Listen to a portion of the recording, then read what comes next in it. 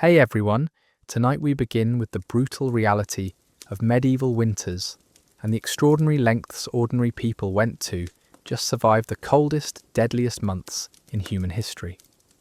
From ingenious survival tactics to heartbreaking tragedies, their story is one of resilience, desperation, and the thin line between life and death when nature turns hostile.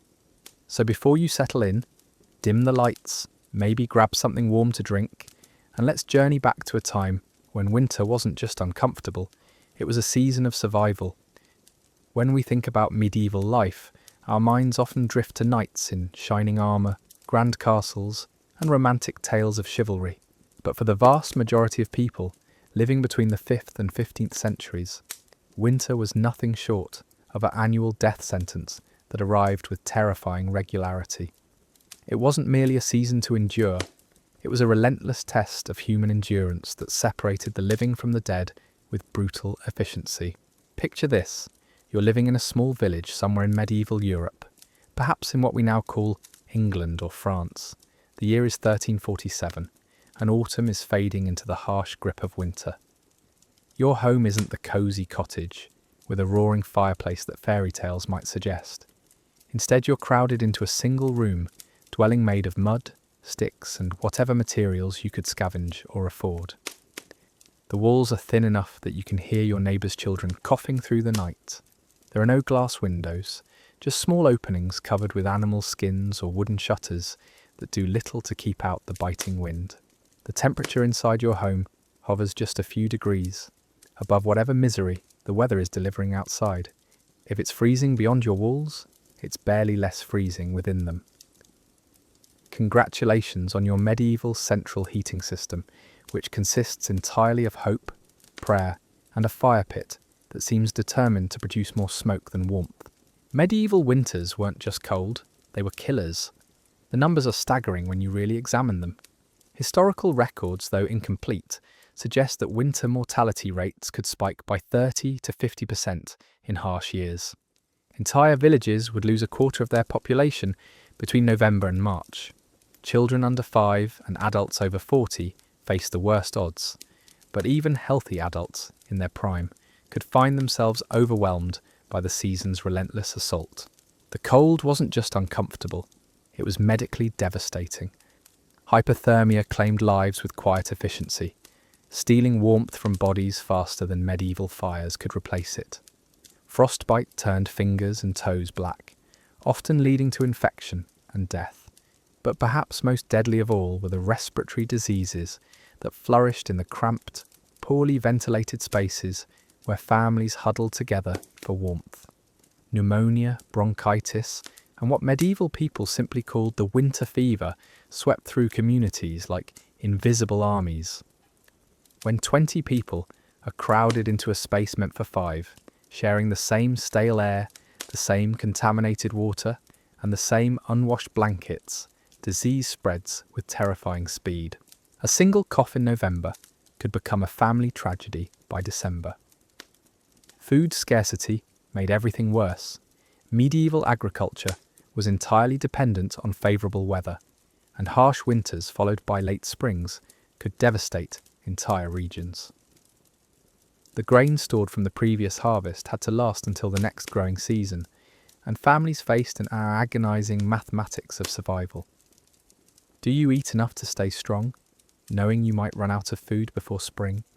Or do you ration so severely that malnutrition weakens your body's ability to fight off disease and cold? Many chose poorly, or rather, they had no good choices at all. Malnutrition weakened immune systems just when they were needed most. Scurvy from lack of fresh vegetables left people with bleeding gums and loose teeth. Rickets from insufficient sunlight and poor diet left children with deformed bones. Starvation wasn't just about empty stomachs, it was about bodies slowly shutting down, becoming unable to generate the heat needed to survive winter nights. The very young and the very old faced the cruelest odds.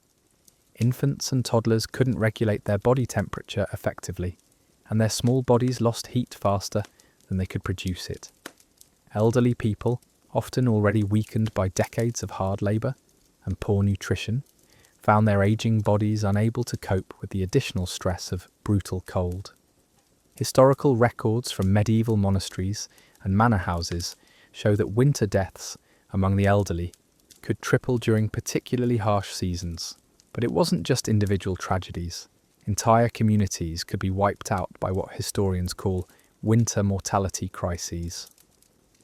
The winter of 1315 to 1316, during the Great Famine, saw some regions lose up to 25% of their population.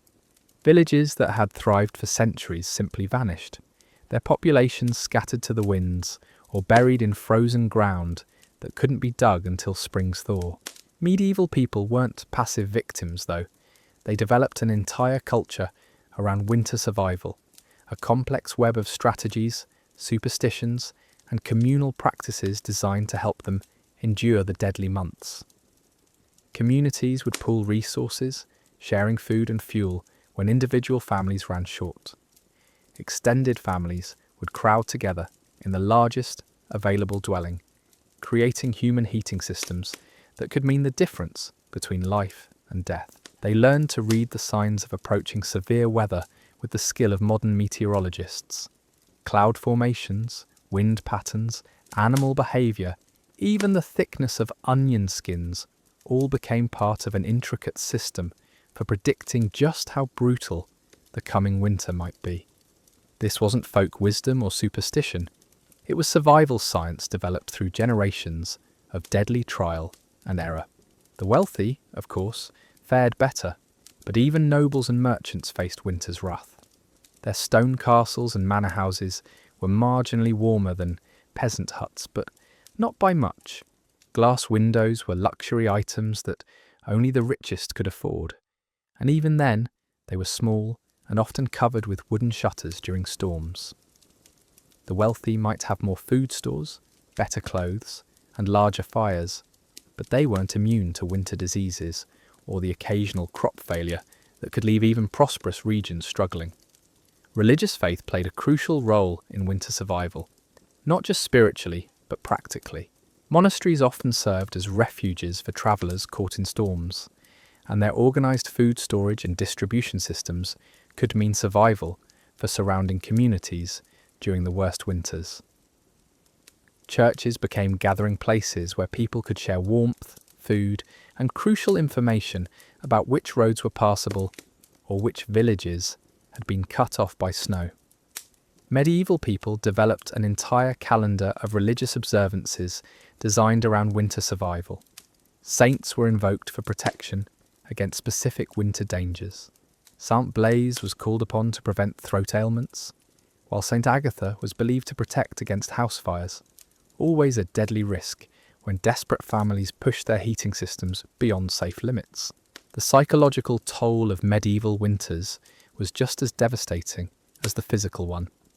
Imagine living for months in near constant darkness, cold and fear, never knowing if you'd wake up to find a family member had died in the night, never certain that your food stores would last until spring, never sure if that cough developing in your chest was just a minor irritation or the beginning of the end. Seasonal depression, though not understood in modern medical terms, was a very real phenomenon. Historical records speak of winter madness, of people who simply couldn't cope with the isolation, darkness, and constant stress of survival. Some would wander off into snowstorms, never to be seen again. Others would become violent or withdrawn, creating additional dangers for families already struggling with the basic challenge of staying alive. The economic impact of winter mortality was staggering. Villages that lost significant portions of their population during harsh winters often couldn't recover for years or even decades. Agricultural knowledge died with experienced farmers. Craft skills vanished when artisans succumbed to winter diseases. Trade networks collapsed when too many merchants failed to survive the travelling season.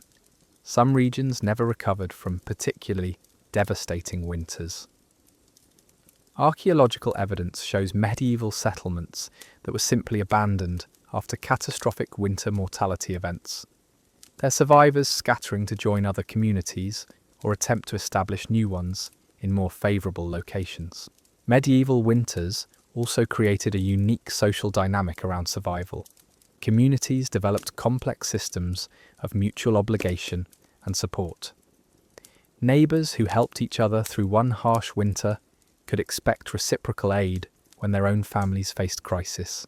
These weren't formal contracts or legal agreements, they were survival pacts forged in the crucible of shared danger. The knowledge required for winter survival was passed down through generations like precious treasure.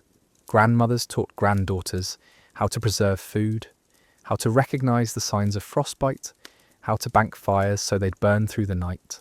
Fathers showed sons how to insulate walls with whatever materials were available, how to trap small animals for fresh meat, how to find water when streams and wells froze solid. This knowledge was literally life and death information, and losing it could doom entire families.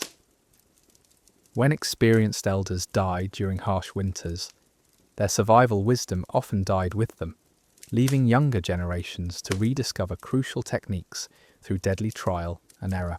The clothing and textiles available to medieval people were woefully inadequate for surviving severe winters. Most people owned only a few garments, typically made of rough wool or linen, that provided minimal insulation when wet or worn. Layering was the primary strategy for warmth, but many people simply didn't own enough clothes to layer effectively. Footwear was particularly problematic. Many people went barefoot even in winter, or wore thin leather shoes that provided no protection against snow and ice. Frostbite of the feet was so common that medieval medical texts devoted entire chapters to its treatment, though their remedies were often more harmful than helpful. The fortunate few who could afford fur-lined cloaks or leather boots had significant advantages, but even these items were often inadequate against the worst winter weather. Medieval tanning and preservation techniques meant that leather goods often became stiff and cracked in extreme cold, while furs could become matted and lose their insulating properties when wet. The reality of medieval food preservation was a constant battle against time, spoilage, and the inevitable approach of winter's hunger. Without refrigeration, canning, or modern preservation techniques, families faced the monumental challenge of making their autumn harvest last through months when nothing would grow. The methods they developed were ingenious, desperate, and often barely sufficient. Salting was perhaps the most crucial preservation technique, but salt itself was expensive and not always available to common people. Families would carefully ration their salt supplies, using it first for their most important protein sources. Pork was packed in salt and stored in wooden barrels, creating what we now romantically call salt pork, though there was nothing romantic about the tough, incredibly salty meat that often became the difference between survival and starvation. Smoking meat required constant attention and precious fuel. Families would construct small smokehouses or dedicate corners of their homes to the process, filling their already cramped living spaces with acrid smoke that stung eyes and lungs but preserved precious protein for the deadly months ahead. The process could take weeks, during which the fire couldn't be allowed to die or burn too hot, requiring around-the-clock vigilance from family members who were already exhausted from the harvest season. Fish, when available, was dried in the autumn air or packed in salt if families could afford it. Coastal communities had advantages here, but inland villages often had to rely on whatever small fish could be caught from local streams before they froze. These dried fish became leather-tough strips that had to be soaked in water before they could be chewed, but they provided essential protein when nothing else was available. Vegetables presented their own preservation challenges. Root vegetables like turnips, onions, and carrots could be stored in root cellars when families were fortunate enough to have them. But many peasant families simply buried their vegetables in pits lined with straw, hoping the frozen ground would preserve them until spring. Cabbage could be fermented into something resembling sauerkraut, though the process was hit or miss, and failed fermentation could cost a family their entire vegetable supply. Grains formed the foundation of medieval winter survival, but storing them properly required knowledge, materials, and luck that not all families possessed. Wheat, barley and oats had to be kept absolutely dry to prevent spoilage, but medieval storage containers were often inadequate. Clay pots could crack in freezing temperatures. Wooden barrels might warp or develop gaps that allowed moisture and pests to enter. Cloth sacks offered minimal protection against rodents, who were just as desperate for food as the humans trying to protect it. Families would often discover in the depths of winter that their grain stores had become infested with weevils or had developed deadly mould. The choice then became eating contaminated food or starving, and many chose the contaminated food, leading to illness and death from what we now know were mycotoxins and other grain-borne diseases. The concept of rationing became a grim mathematics of survival that haunted medieval families throughout the winter months. Parents would calculate and recalculate their food stores, trying to determine how much each family member could eat each day to make their supplies last until spring. These calculations often meant that everyone went hungry to some degree, weakening their bodies just when they needed strength most to fight off cold and disease. Children received priority in many families, but even this kindness could backfire when malnourished parents became too weak to care for their offspring or succumbed to winter diseases, leaving children orphaned in the deadliest season of the year. The elderly often voluntarily ate less, knowing their chances of survival were lower regardless, but this sacrifice didn't always save enough food to make a meaningful difference for the younger family members. Medieval cooking methods during winter were constrained by fuel shortages and the need to conserve every scrap of available food. Families would make thin gruels from their grain stores, stretching small amounts of flour or meal with water to create something that would fill stomachs even if it provided minimal nutrition. These gruels were often the difference between psychological despair and maintaining hope, giving families something warm to consume even when true nourishment was impossible. Bones were boiled repeatedly to extract every bit of marrow and nutrition, creating weak broths that provided some vitamins and minerals even after the meat was long gone. Nothing edible was wasted. Vegetable scraps that would be composted today were carefully saved and added to soups. Even the water used to cook grains was preserved and reused, as it contained nutrients that leached from the cereals during cooking. The psychological impact of constant hunger created additional survival challenges that compounded the physical dangers of winter. Hungry people made poor decisions, took unnecessary risks, and were more likely to fall victim to accidents that could prove fatal in winter conditions. Malnutrition affected cognitive function, making it harder for families to execute the complex survival strategies that winter demanded. Desperate families sometimes resorted to eating items that weren't truly food. Tree bark could be ground and mixed with grain to extend flour supplies, though it provided little nutrition and could cause digestive problems. Acorns, when properly processed to remove their bitter tannins, could supplement grain stores, but the processing required knowledge and time that not all families possessed. In the most desperate circumstances, families would consume seed grain that was supposed to be saved for spring planting. This decision meant immediate survival, but condemned them to starvation the following year when they had no crops to harvest. Historical records document entire regions trapped in cycles of famine that began when desperate winters forced people to eat their seed supplies. The social dynamics around food during medieval winters created complex webs of obligation, charity, and sometimes conflict within communities.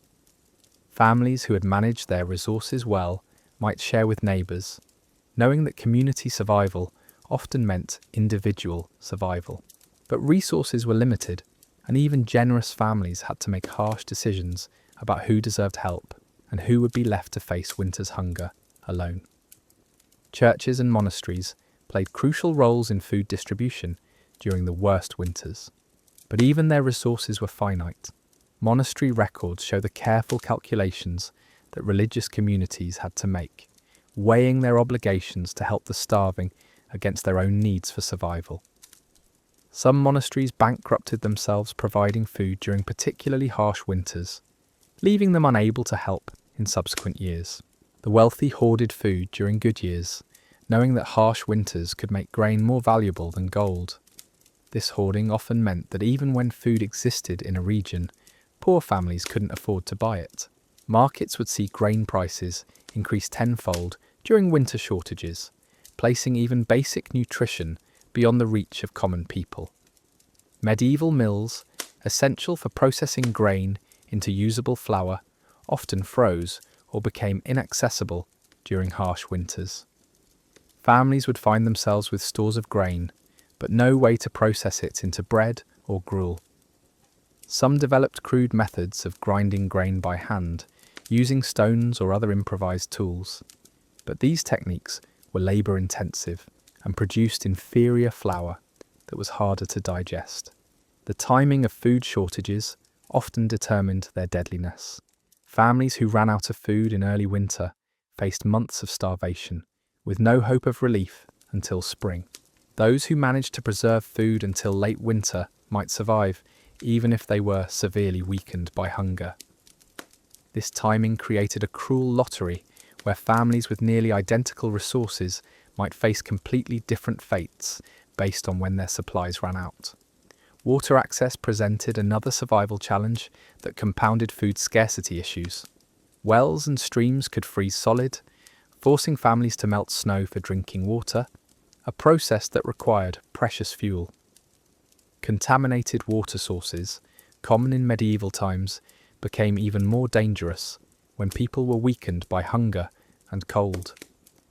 Families often had to choose between drinking potentially contaminated water or becoming dehydrated. Both choices carried deadly risks. The preparation of food in winter conditions required adaptations that modern people can barely imagine. Cooking fires had to be maintained despite fuel shortages, but families also had to be careful not to burn too much fuel too quickly. Meals were often prepared once daily to conserve wood and other burning materials, meaning that food had to be consumed quickly before it froze solid. Medieval people developed techniques for eating frozen food when reheating wasn't possible, though these methods were neither pleasant nor particularly nutritious. Frozen bread could be gnawed like a bone, though it often broke teeth that were already weakened by poor nutrition. Frozen stews became solid blocks that could be broken into pieces and allowed to slowly melt in the mouth. Food poisoning became an even greater threat during winter months, when desperate families consumed items that were past safe consumption dates or had been improperly preserved. Without understanding of bacterial contamination, medieval people often couldn't distinguish between food that was merely unappetizing and food that was genuinely dangerous. Many winter deaths that were attributed to starvation were actually caused by consuming spoiled food that poisoned already weakened systems. The knowledge required for successful food preservation was often held by the older women in medieval communities, making their survival crucial for entire extended families. When these knowledgeable elders died during harsh winters, their expertise died with them, leaving younger generations to struggle with preservation techniques they only partially understood. This loss of knowledge could doom families in subsequent years when they attempted preservation methods incorrectly. The relationship between medieval communities and their food supplies created a delicate web of interdependence that could mean the difference between collective survival and catastrophic loss. Villages that had developed strong networks of mutual support could weather harsh winters that would devastate isolated settlements. These networks weren't formal organisations, but rather organic systems of reciprocal aid that had evolved over generations of shared hardship. Seed sharing represented one of the most crucial aspects of medieval food security. Communities that managed their seed stocks collectively could better survive years when individual families lost their planting materials to desperate winter consumption. Villages would designate certain families or institutions to maintain seed reserves, understanding that everyone's survival depended on having something to plant when spring finally arrived. The storage techniques themselves varied dramatically based on regional resources and traditional knowledge. Northern communities developed different preservation methods than southern ones, adapting their strategies to local climate conditions and available materials. What worked in the damp cold of England might fail completely in the dry cold of mountainous regions, and families who moved between areas often struggled to adapt their food preservation techniques to new environments. Medieval food preparation during winter required an intimate understanding of nutrition that was based on experience rather than scientific knowledge. Families learned through trial and error which combinations of preserved foods would maintain health and which would lead to deficiency diseases. The concept of vitamins didn't exist, but medieval people understood that certain foods prevented certain illnesses, even if they couldn't explain why. The social hierarchy around food distribution during crisis periods reflected the broader power structures of medieval society, but winter emergencies could also temporarily disrupt these hierarchies. Lords who failed to provide for their peasants during harsh winters might find their authority challenged when spring arrived. Conversely, wealthy individuals who shared generously during times of scarcity could earn loyalty that lasted for generations. Medical knowledge about nutrition-related diseases was primitive, but not entirely absent from medieval understanding. Healers and wise women knew that certain winter ailments were connected to diet, though their explanations often involved theories about bodily humours rather than nutritional deficiencies.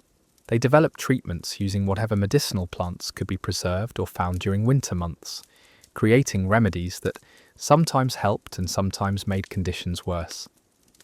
The psychological aspects of food scarcity extended beyond simple hunger to create complex emotional and social dynamics within families and communities. Parents faced impossible decisions about food distribution among their children. Siblings competed for scarce resources. Marriages strained under the pressure of never having enough. These psychological stresses often persisted long after winter ended, creating lasting damage to family relationships and community bonds. Medieval brewing and fermentation techniques served dual purposes during winter months. Ale and weak beer provided calories and were often safer to drink than water, but the grains used for brewing represented food that couldn't be eaten directly. Families had to balance the benefits of having safe liquids against the cost of using precious grain stores for fermentation rather than direct consumption. The timing of harvest failures could determine whether communities faced merely difficult winters or catastrophic ones. Early frost that destroyed crops before they could be harvested left families with minimal food stores. Late harvest seasons that pushed gathering into winter weather meant that some crops rotted in the fields before they could be collected. These timing issues were largely beyond human control, making survival partially dependent on luck. Regional trade networks became lifelines during winter food shortages, but these networks were fragile and could be disrupted by weather, politics, or economic factors. Communities that had developed diverse trade relationships might survive winters that killed more isolated settlements. However, transportation of food during winter was extremely difficult and expensive, often making trade-based solutions impractical for common people.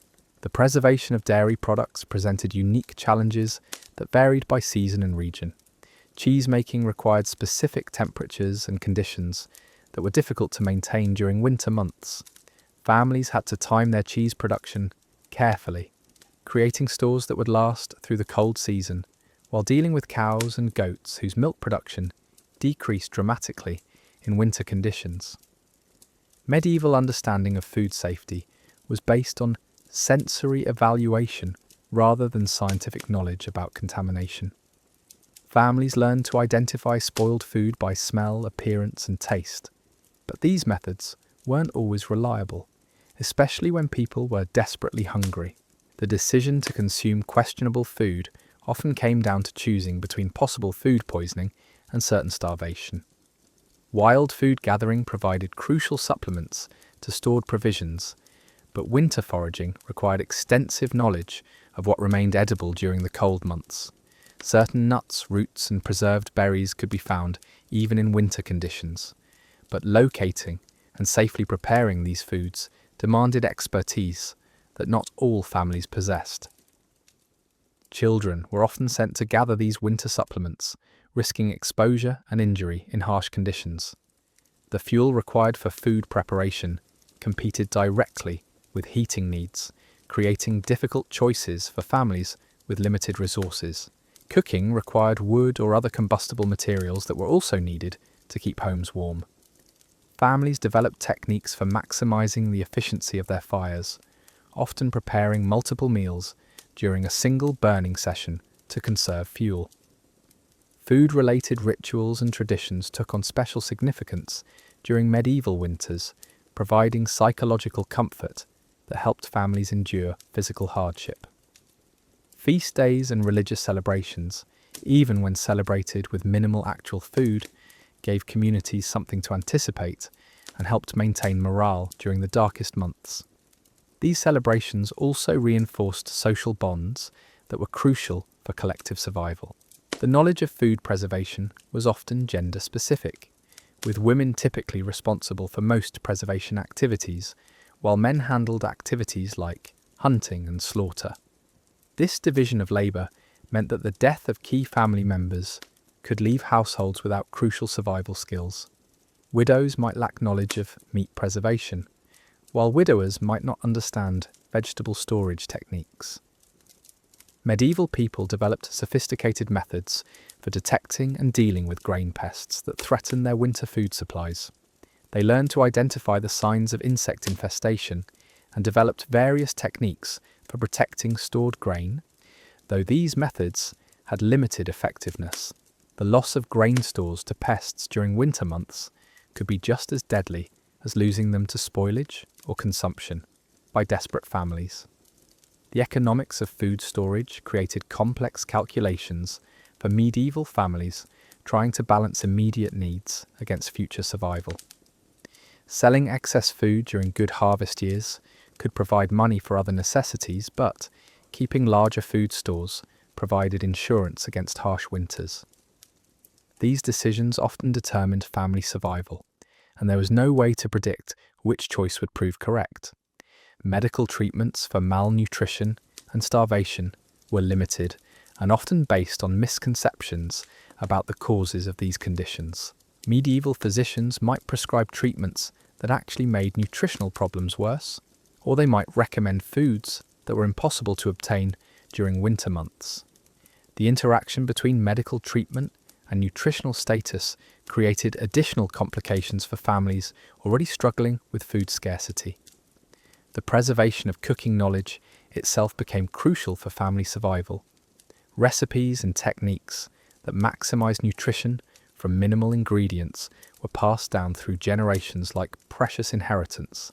Families that lost this knowledge through death or displacement often struggled more severely with food preparation, even when they had adequate raw materials. Storage container maintenance represented another crucial aspect of medieval food security that required ongoing attention throughout the winter months. Barrels needed to be checked for leaks, pottery had to be protected from freezing, and cloth storage bags required repair to prevent pest infiltration. The failure of storage containers during winter could mean the loss of a family's entire food supply. Regional variations in food preservation techniques reflected local environmental conditions, available materials, and cultural traditions. Coastal communities developed different methods than inland ones.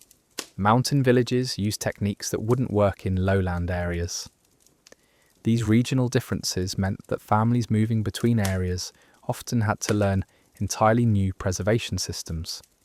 The social aspects of food sharing during winter created complex networks of obligation and reciprocity within medieval communities. Families kept informal accounts of who had helped whom during difficult times, and these relationships influenced everything from marriage arrangements to business partnerships. The memory of winter generosity or selfishness could affect families' reputation for generations. Medieval brewing techniques were adapted specifically for winter conditions, taking advantage of cold temperatures for certain fermentation processes while dealing with the challenges of maintaining proper temperatures for others. The production of alcoholic beverages during winter provided both nutrition and safe drinking liquids, but required careful resource management to balance brewing materials against direct food consumption. The preparation of emergency foods, when regular items that could be consumed food supplies were exhausted, required knowledge and materials that not all families possessed. These might include various plant materials that were barely edible under normal circumstances but could provide some nutrition during starvation conditions. The line between food and non-food became blurred during the most desperate winter months. Medieval food preservation also had to account for the reality that stored food would gradually lose nutritional value over time. Families learned to consume their most nutritious preserved foods first while saving items that retained their value longer for the deepest parts of winter. This strategy required careful planning and the discipline to resist consuming the best food when it was first available. The communal aspects of food preparation during winter allowed communities to maximize efficiency and share knowledge, but also created opportunities for conflict when resources were scarce. Shared cooking facilities could provide economies of scale, but they also required cooperation and trust that sometimes broke down under the pressure of survival.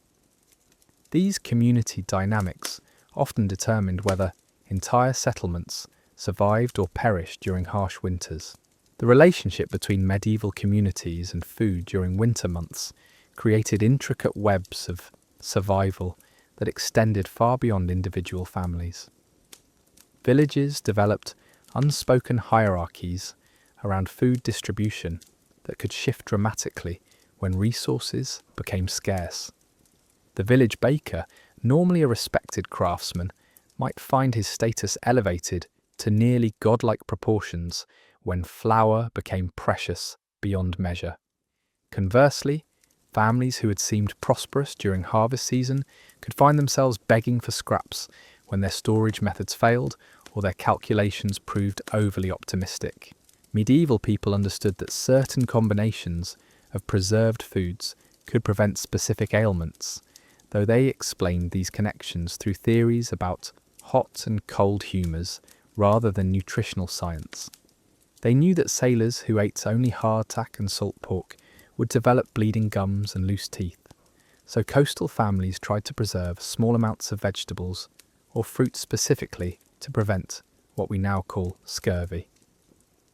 Mountain communities learned that pine needle tea could prevent certain winter sicknesses, though they attributed its power to spiritual rather than chemical properties.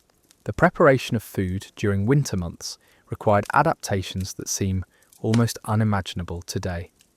Families would wake before dawn to prepare a single large meal that would need to last the entire day, timing their cooking to coincide with the warmest part of their homes when the fire was burning brightest. Everything had to be consumed quickly before it froze solid, leading to eating patterns that bore no resemblance to normal human dining. Children learned early that dropping food meant potential death for the family. Crumbs were carefully collected and added to soups. Bones were gnawed until they splintered, then boiled repeatedly until they fell apart completely. The concept of waste simply didn't exist when every calorie could mean the difference between survival and starvation. Medieval brewing took on desperate importance during winter months, not just for the calories and safer drinking water it provided, but because fermentation could make certain marginally edible items more digestible. Families would ferment root vegetables that were beginning to spoil, creating alcoholic gruels that provided nutrition even when the base ingredients were questionable. The alcohol content helped preserve these concoctions and made them safer to consume than the raw materials might have been. The knowledge required for successful winter food management was so complex that entire extended families might depend on a single elderly woman who understood the intricate timing and techniques involved. When these knowledge holders died during harsh winters, their expertise vanished with them, often dooming their families in subsequent years when they attempted preservation methods they only partially remembered.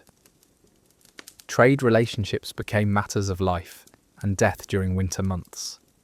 Villages that had established good relationships with salt merchants might survive winters that killed communities without access to preservation materials.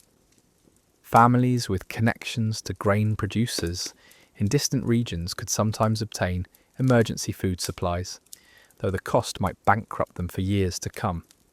The economics of medieval food storage created a cruel lottery where families making seemingly identical decisions could face completely different outcomes. Two households might preserve exactly the same amount of grain using identical methods, but differences in storage location, container quality, or pure chance could mean one family thrived while their neighbours starved. Medieval people developed sophisticated techniques for stretching their food supplies that went far beyond simple rationing. They learned to extract maximum nutrition from minimal ingredients through complex preparation methods that modern nutritionists would recognise as surprisingly effective. Bone broths were simmered for days to extract every possible nutrient. Grain husks that would normally be discarded were ground into flour extenders. Even animal hides were boiled into gelatinous soups that provided protein when nothing else remained. The psychological impact of constant hunger created additional dangers that compounded the physical challenges of winter survival. Hungry people made poor decisions about resource allocation, took unnecessary risks to obtain food, and were more likely to fall victim to accidents that could prove fatal in winter conditions. Malnutrition affected cognitive function, making it harder for families to execute the complex survival strategies that winter demanded.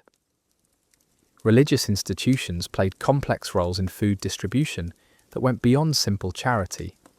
Monasteries often served as grain banks, storing surplus from good harvest years to distribute during famines. But even religious communities had limited resources, and they had to make difficult decisions about who deserved help and who would be turned away. Monastery records reveal the agonizing calculations that abbots and priors had to make, weighing their Christian duty to feed the hungry against their practical need to preserve enough resources to survive themselves. The timing of food shortages often determined their deadliness more than their severity. Families who exhausted their supplies in early winter faced months of starvation with no hope of relief. Those who managed to preserve food until late winter might survive even severe shortages, though they would likely suffer permanent health damage from prolonged malnutrition. Medieval cooking methods during winter were constrained not just by available ingredients, but by fuel shortages that made every fire precious. Families developed techniques for maximizing the nutritional value of their meals while minimizing cooking time. One-pot meals became standard, with every edible item in the household thrown together into stews that could cook quickly and provide maximum warmth for the eaters. The social dynamics around food sharing created lasting impacts on medieval communities that extended far beyond individual winters. Families remembered who had helped them during hungry times and who had refused aid when it was desperately needed. These memories influenced marriages, business relationships, and political alliances for generations.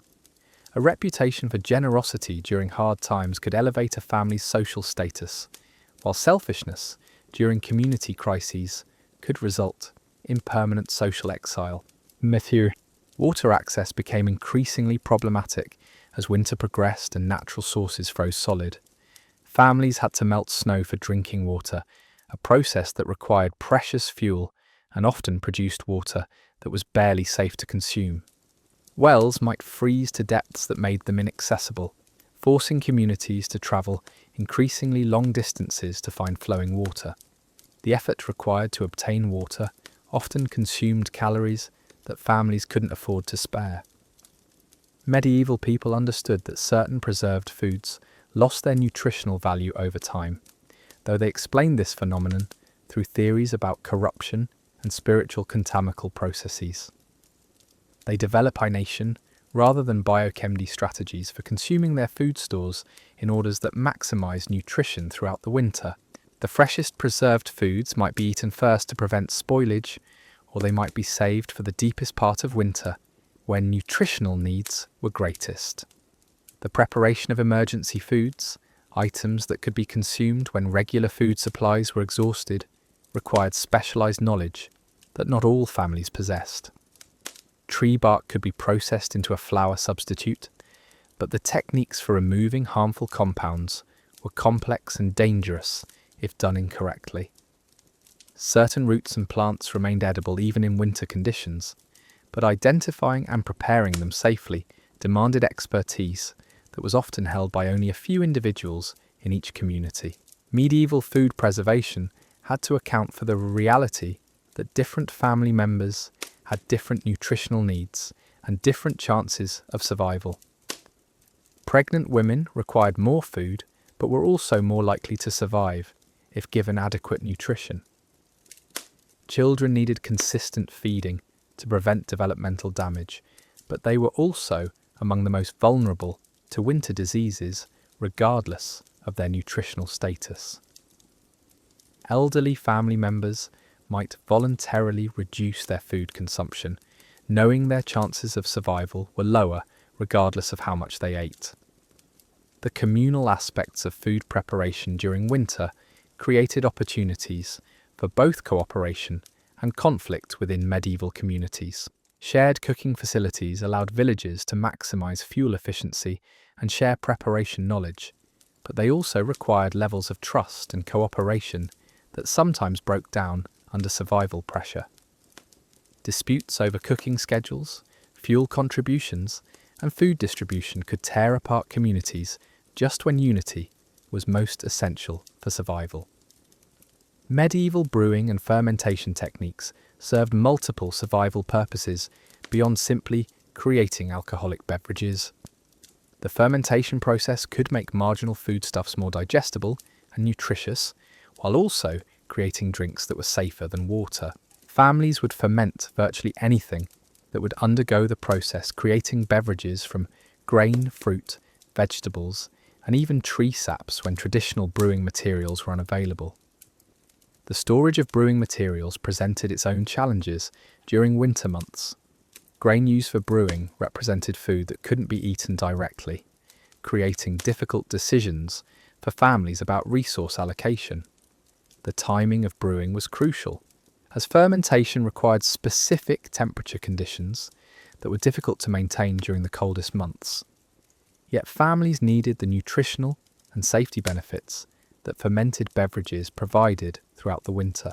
Medieval understanding of food safety was based on sensory evaluation and traditional knowledge rather than scientific understanding of contamination sophisticate. Families developed methods for detecting spoiled or dangerous food, but weren't fooled these techniques proof, especially when people were desperately hungry. The decision to consume questionable food often came down to gambling on possible illness versus accepting certain starvation. The gender-specific nature of food preservation knowledge created additional vulnerabilities for medieval families. Women typically held expertise in vegetable preservation, dairy processing, and fermentation techniques, while men were more likely to understand meat preservation and hunting. The death of key family members could leave households without crucial survival skills, making them more vulnerable to food-related disasters. Medieval people developed complex systems for protecting their food stores from pests, though their methods had limited effectiveness against determined rodents and insects. They understood that grain weevils and mice could destroy a family's entire winter food supply, but their techniques for preventing such losses were often inadequate. The discovery of pest damage in stored food during winter months could mean immediate starvation for entire families. The economics of food storage created difficult calculations for medieval families trying to balance present needs against future survival. Selling food during good harvest years could provide money for other necessities like tools, clothing, or livestock, but keeping larger food reserves provided insurance against harsh winters. There was no way to predict which strategy would prove correct, making food storage decisions a form of high-stakes gambling with family survival. Regional trade networks became lifelines during winter food shortages, but these systems were fragile and could be disrupted by weather, warfare, or economic instability.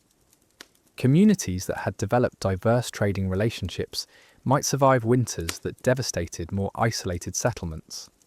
However, the transportation of food during winter was extremely difficult and expensive, often making trade-based solutions impractical for common people who lacked the resources to pay inflated winter prices.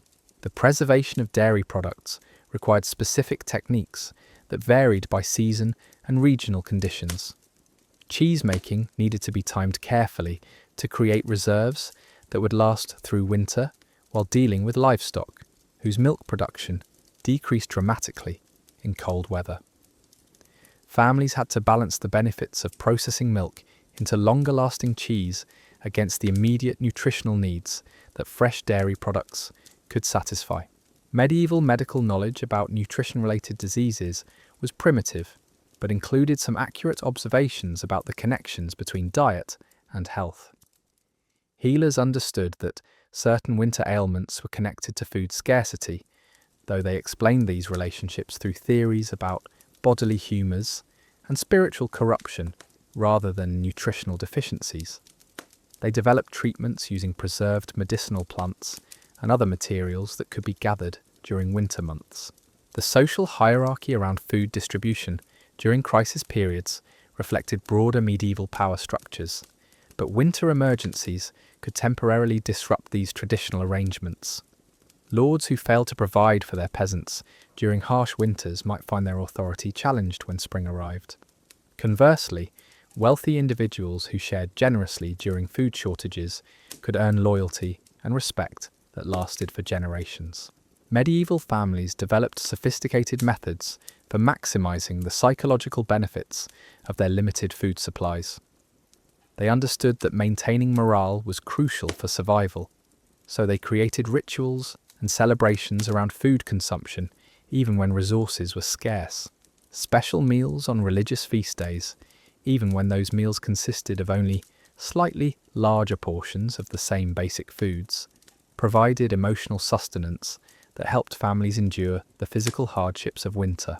The knowledge of food preservation techniques was often closely guarded within families and communities, creating situations where valuable survival information might be lost if key individuals died. Some communities developed more formal systems for sharing preservation knowledge, but many relied on informal transmission from older to younger generations. The loss of this knowledge during particularly harsh winters could have devastating effects on community survival in subsequent years. Medieval brewing required careful resource management that balanced the nutritional benefits of fermented beverages against the cost of using scarce grain supplies for brewing rather than direct consumption. Families had to decide how much of their precious grain stores to dedicate to brewing, knowing that ale and beer provided calories and safe drinking liquids, but represented food that couldn't be eaten in its original form. The timing of harvest failures could determine whether communities faced merely difficult winters or complete catastrophes. Early frosts that destroyed crops before they could be properly harvested left families with minimal food stores and no time to develop alternative preservation strategies. Late harvest seasons that extended into winter weather meant that some crops rotted in fields before they could be collected and processed. Medieval food preparation during winter required intimate knowledge of how different preserved foods behaved under various conditions. Families learned through experience which combinations of ingredients would remain palatable throughout the cold months and which would become inedible despite proper preservation techniques. This knowledge was crucial because food that became unpalatable might still contain essential nutrition, but families might not be able to force themselves to consume it when other options existed. The communal storage of food created both opportunities and risks for medieval communities. Villages that pooled their resources could sometimes weather harsh winters that would have killed individual families, but communal storage also created opportunities for conflict and theft. The social dynamics around shared food stores required careful management and strong community leadership to prevent disputes that could tear apart the cooperative relationships essential for survival. Medieval people developed techniques for extracting nutrition from food sources that would be considered inedible under normal circumstances.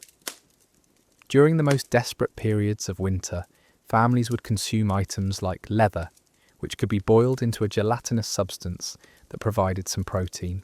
Tree bark could be processed into flour substitutes, though the techniques for making these materials safe and digestible were complex and dangerous if performed incorrectly.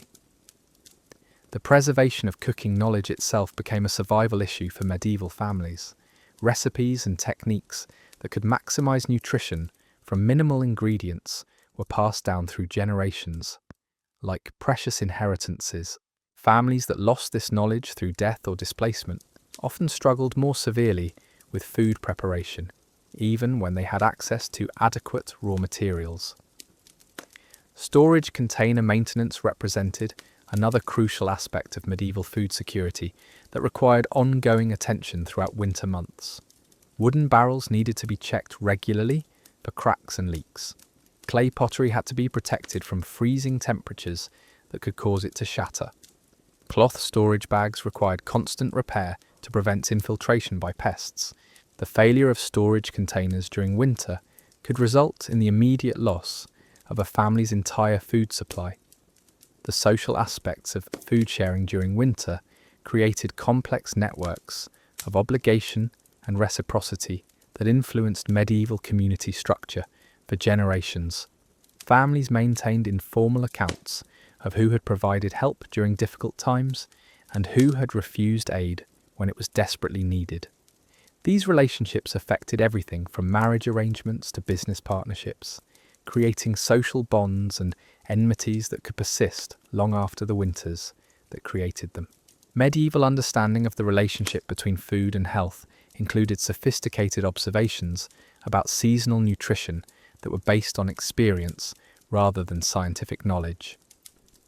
Communities learned that certain preserved foods could prevent specific winter ailments, though they attributed these effects to spiritual or humoral properties rather than nutritional content.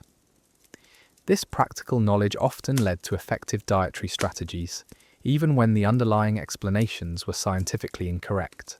The economics of medieval food preservation created situations where families had to choose between investing resources in better storage methods or using those same resources for immediate needs. A family might know that building a proper root cellar would improve their chances of surviving harsh winters, but they might not be able to afford the construction materials without sacrificing food or other necessities. These economic pressures often forced medieval people to accept suboptimal preservation methods because better alternatives were beyond their financial reach. Medieval food preservation created impossible choices that haunted families throughout the cold months, but the challenges went far beyond simply keeping food from spoiling.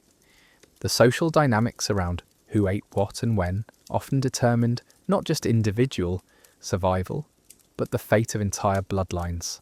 Children watched their grandparents quietly push food toward younger family members, knowing that each bite given away might be their last.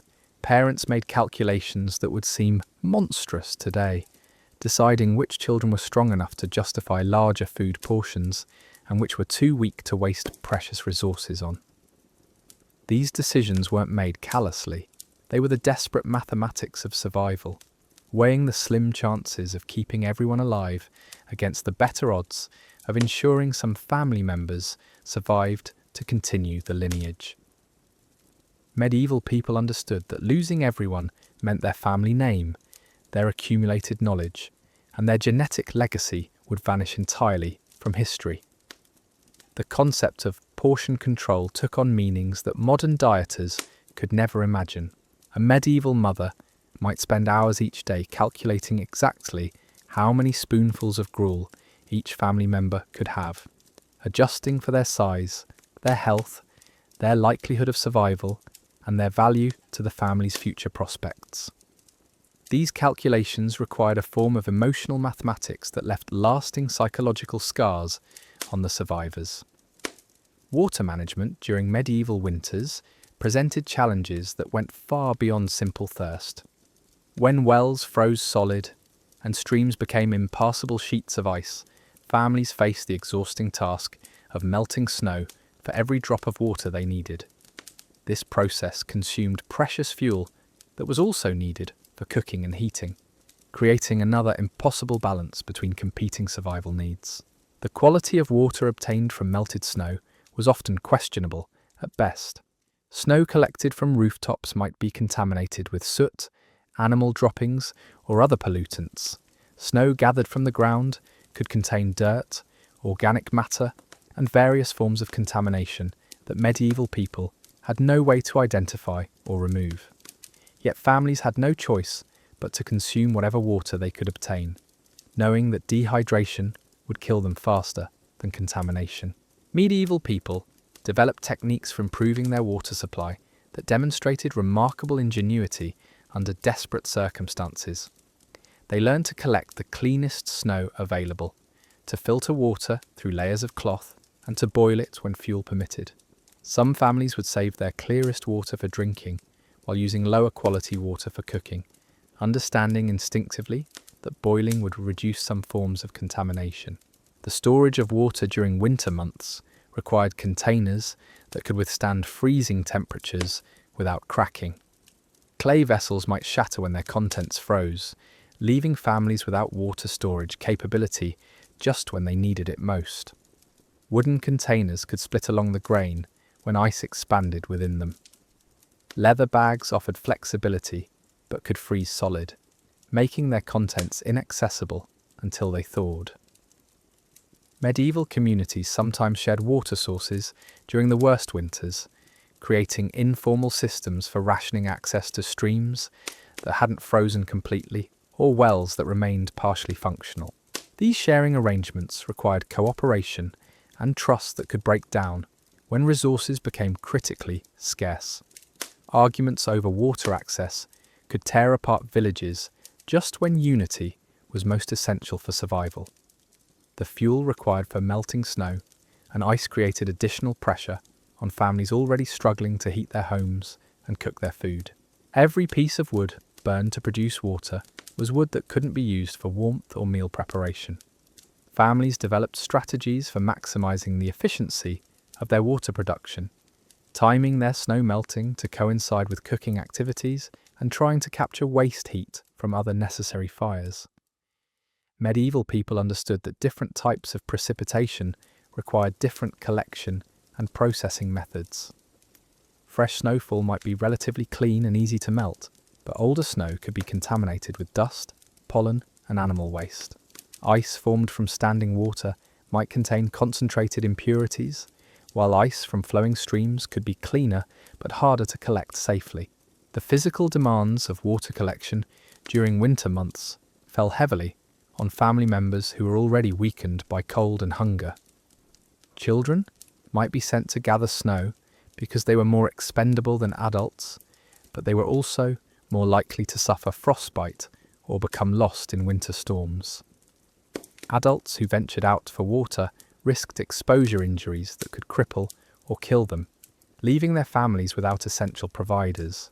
Medical knowledge about water-related diseases was practically non-existent in medieval times, but people developed practical understanding through bitter experience. They learned that certain water sources were more likely to cause illness, though they attributed these problems to spiritual corruption or bad air rather than bacterial contamination. Communities might abandon water sources that seemed cursed, not understanding that they were actually avoiding contaminated supplies. The social aspects of water distribution during winter created complex hierarchies within medieval communities. Families with better access to water sources gained advantages that could mean the difference between survival and death. Those living near wells that didn't freeze completely might find themselves besieged by desperate neighbours begging for access. The control of water resources could shift community power dynamics in ways that persisted long after winter ended. Medieval brewing took on crucial importance during winter months, partly because fermented beverages were often safer to drink than available water supplies. The alcohol content and acidity in beer and ale could kill some forms of contamination, making these drinks less likely to cause illness than water from questionable sources. Families had to balance the resources required for brewing against the safety benefits the beverages provided. The techniques for purifying water were primitive, but sometimes effective through pure chance rather than scientific understanding. Boiling water over fires killed many forms of bacterial contamination, though medieval people believed they were driving out evil vapours rather than eliminating microscopic organisms.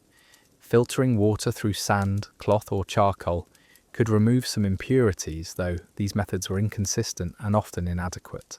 Storage of drinking water required constant vigilance during winter months to prevent contamination from accumulated debris, pest infiltration, or simple neglect. Water containers had to be cleaned regularly, despite the difficulty of obtaining cleaning materials and the fuel required for heating wash water. Families learned to cover their water supplies, to inspect them frequently for signs of contamination or spoilage. The timing of water collection could be crucial for both safety and efficiency. Water gathered during the warmest part of the day might be easier to transport and process, but it might also be more contaminated from increased animal activity and dust stirred by wind. Water collected during the coldest periods might be cleaner, but would require more fuel to melt and would be more dangerous for the collectors to obtain. Medieval people developed sophisticated methods for conserving water that maximised the utility of every drop they managed to collect. Wash water might be reused multiple times for different purposes, starting with the cleanest applications and ending with floor cleaning or other household tasks. Cooking water would be saved and reused for preparing subsequent meals, understanding that it contained dissolved nutrients from previous cooking activities. The psychological stress of water scarcity added another layer of suffering to medieval winter survival. Thirst was a constant companion that made every other hardship more difficult to endure. The effort required to obtain water was exhausting for people already weakened by cold and hunger. The knowledge that water supplies were running low created anxiety that could affect sleep, decision-making, and family relationships. Community water sources sometimes became focal points for social tensions during harsh winters. Villages might have to choose between sharing their limited water supplies with neighbouring communities or preserving resources for their own survival. These decisions created lasting resentments and alliances that could influence treatments often required water regional politics for generations. Medieval medical for preparation of herbal remedies and cleaning of wounds, creating additional demands on scarce water supplies during the months when medical problems were most common. Families had to choose between using precious water for potentially life-saving medical treatments or conserving it for drinking and cooking. These choices often determined whether sick family members recovered or died from treatable conditions. The quality of water available during different parts of winter varied significantly based on weather patterns and seasonal changes. Early winter might offer access to flowing streams that hadn't yet frozen, providing cleaner water sources. Deep winter could mean relying entirely on melted snow and ice, with all the contamination risks those sources entailed. Late winter might bring access to early thaw water, but such sources could be heavily contaminated with accumulated debris from months of frozen precipitation. Medieval water storage techniques had to account for the reality that stored water would gradually become stale and potentially dangerous if kept too long. Families learned to rotate their water supplies, when possible, using older stored water for cooking and cleaning while saving fresher water for drinking. This rotation required careful planning and monitoring that added to the already overwhelming demands of winter survival. The tools and containers available for water collection and processing were often inadequate for winter conditions. Buckets might crack in extreme cold. Ladles and dippers could become too cold to handle safely. The leather and rope used for lowering containers into wells could become stiff and brittle, making water collection dangerous and unreliable. Medieval communities sometimes developed specialized roles around water management during winter months.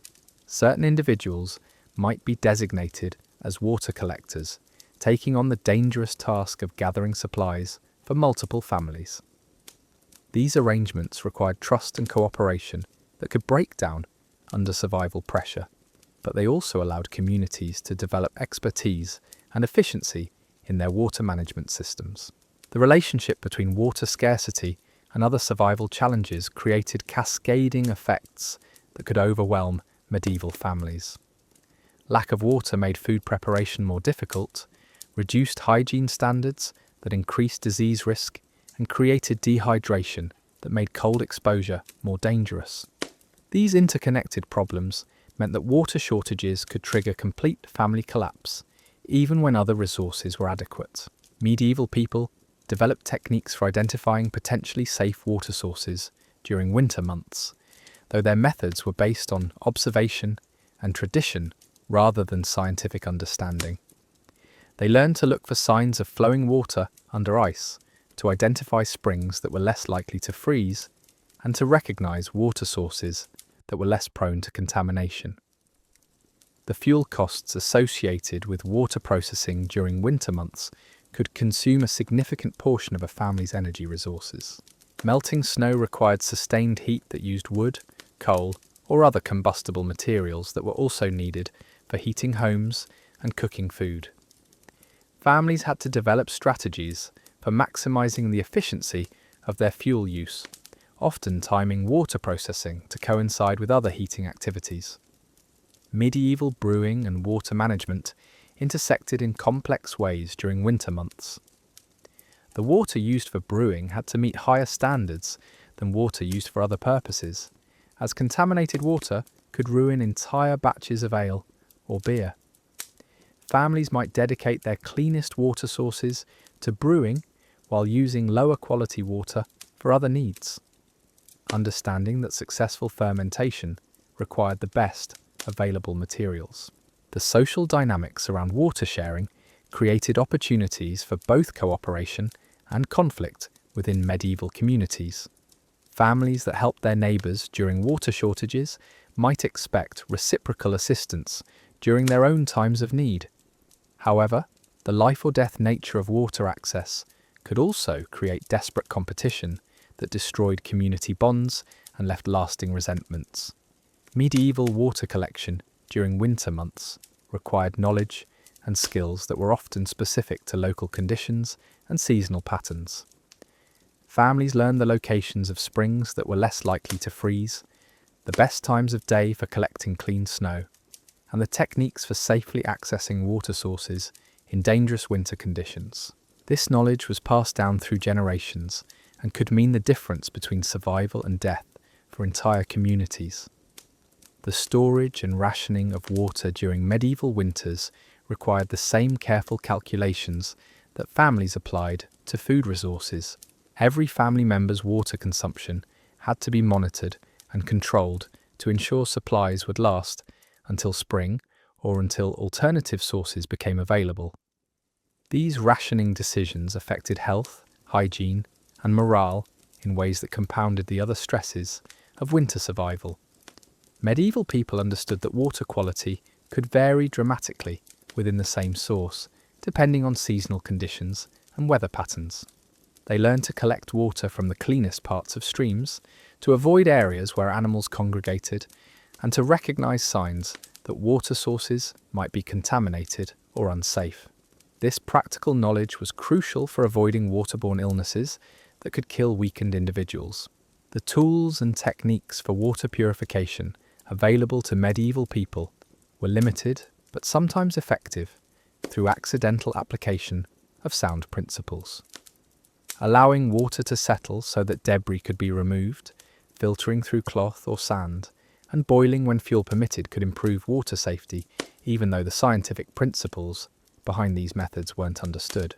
Medieval communities sometimes developed shared infrastructure for water management during winter months, creating common areas where snow could be melted efficiently, or where access to unfrozen water sources could be managed cooperatively.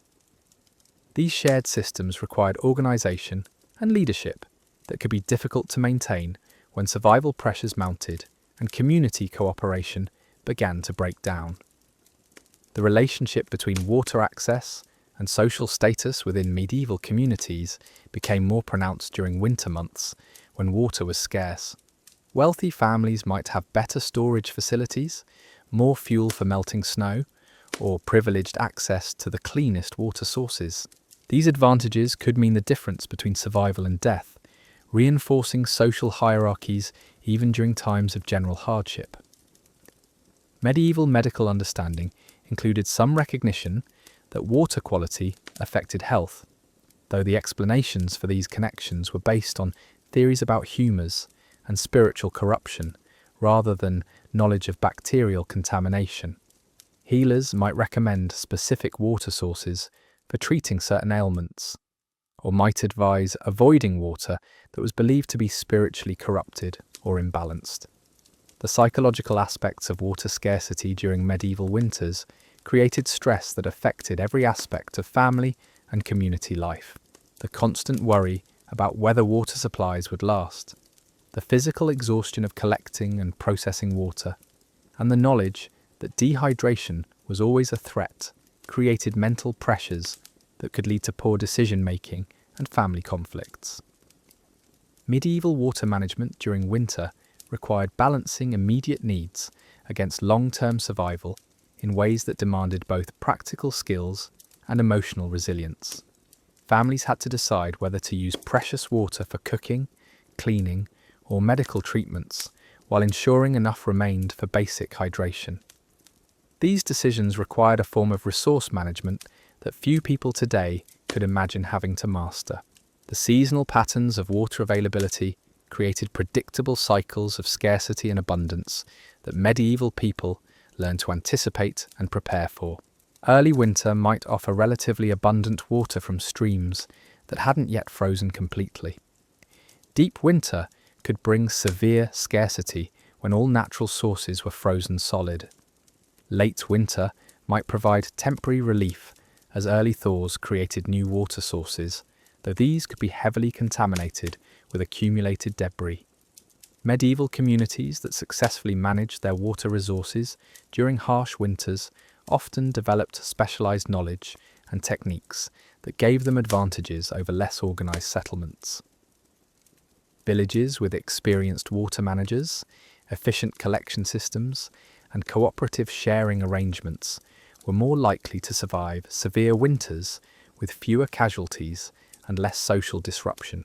The interconnection between water scarcity and other survival challenges during medieval winters created complex webs of cause and effect that could overwhelm families and communities.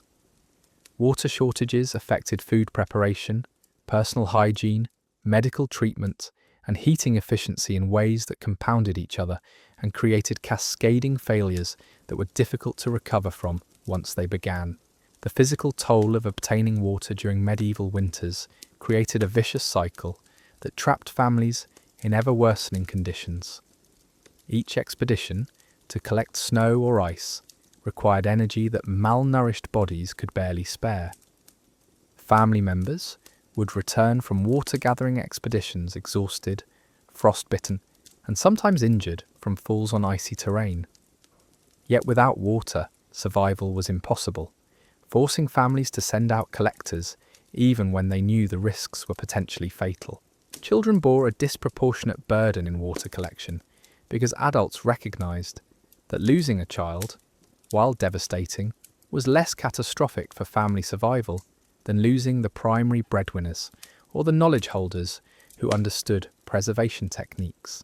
These cruel calculations haunted medieval families, but they reflected the harsh mathematics of survival when every decision could determine who lived and who died. The techniques for melting snow and ice efficiently became matters of life and death that required skills most modern people never develop.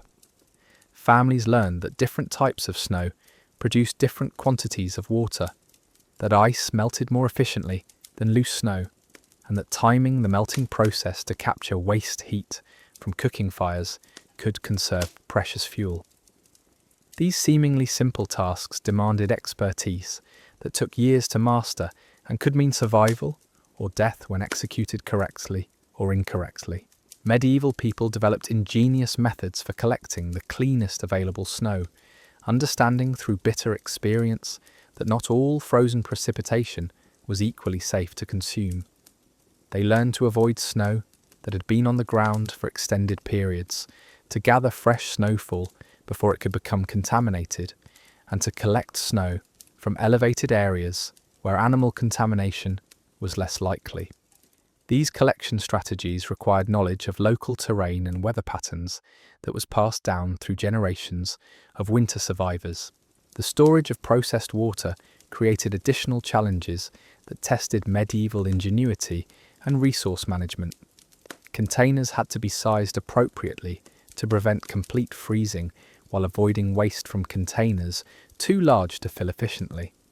Families learned to insulate their water stores using whatever materials were available, creating crude but sometimes effective systems for preventing their precious supplies from becoming inaccessible ice blocks. Water rationing within medieval families required a level of discipline and emotional control that few people today could sustain. Parents watched their children beg for additional water while calculating exactly how much each family member could consume without jeopardizing the survival of others. These rationing decisions created psychological trauma that affected survivors long after winter ended, leaving them with complicated relationships with abundance and scarcity that could last lifetimes. The social dynamics around water sharing between families created complex webs of obligation and resentment within medieval communities. Families who shared water during one family's crisis might find themselves without reciprocal help when their own supplies ran low. The memory of who had helped and who had refused aid during water shortages influenced community relationships for generations, creating lasting alliances and enmities that extended far beyond the winters that created them. Medieval communities sometimes established informal hierarchies around water access that reflected broader social structures, while also creating new power dynamics based purely on resource control. Families with access to wells that didn't freeze completely found themselves in positions of unexpected influence, able to trade water access for food, labour, or other necessities. These temporary power shifts could disrupt traditional community structures in ways that persisted long after winter ended. The medical implications of water scarcity during medieval winters extended far beyond simple dehydration. Insufficient water intake made every other health challenge more dangerous, reducing the body's ability to fight off infections, process limited food efficiently, and maintain core body temperature.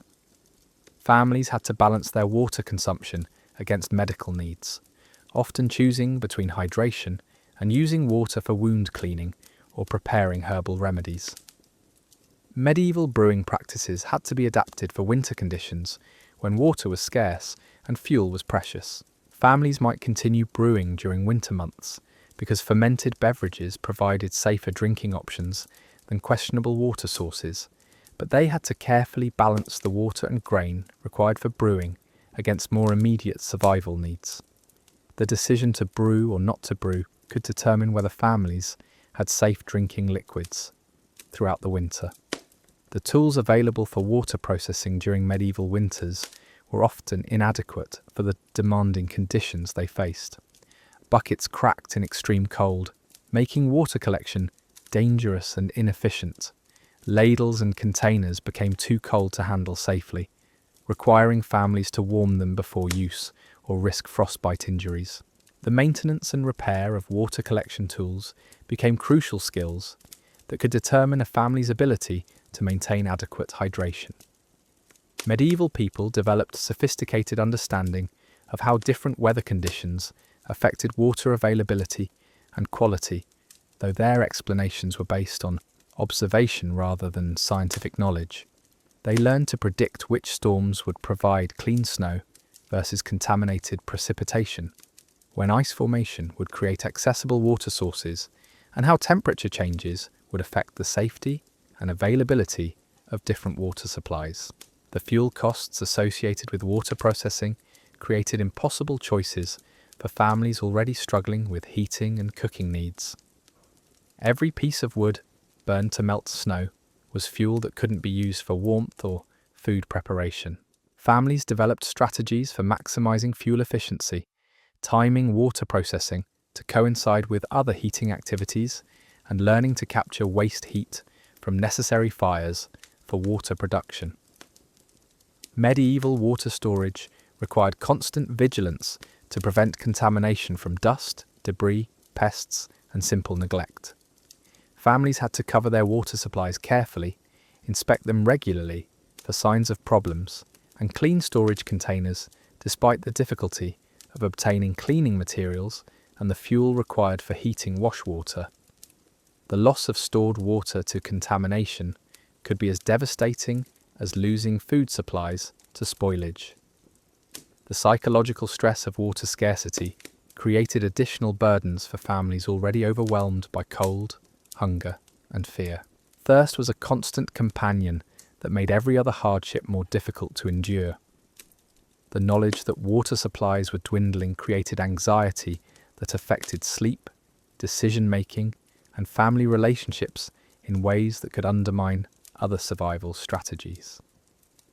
Medieval communities that developed effective water management systems during harsh winters often found that their success created new obligations and risks. Villages known for maintaining good water supplies might find themselves overwhelmed by desperate refugees from less fortunate communities. The decision to share water resources with outsiders could mean survival for some, but death for the host community's own members. The timing of water collection activities had to be carefully coordinated with other survival tasks to maximize efficiency and minimize risk. Families learned to schedule water gathering during the warmest parts of days when possible, to combine water collection trips with other necessary outdoor activities, and to time their water processing to take advantage of fires that were already burning for cooking or heating purposes. Medieval people understood that different family members had different water needs based on their age, health, activity levels, and survival value to the family unit. Pregnant women might receive larger water rations despite the strain on family resources.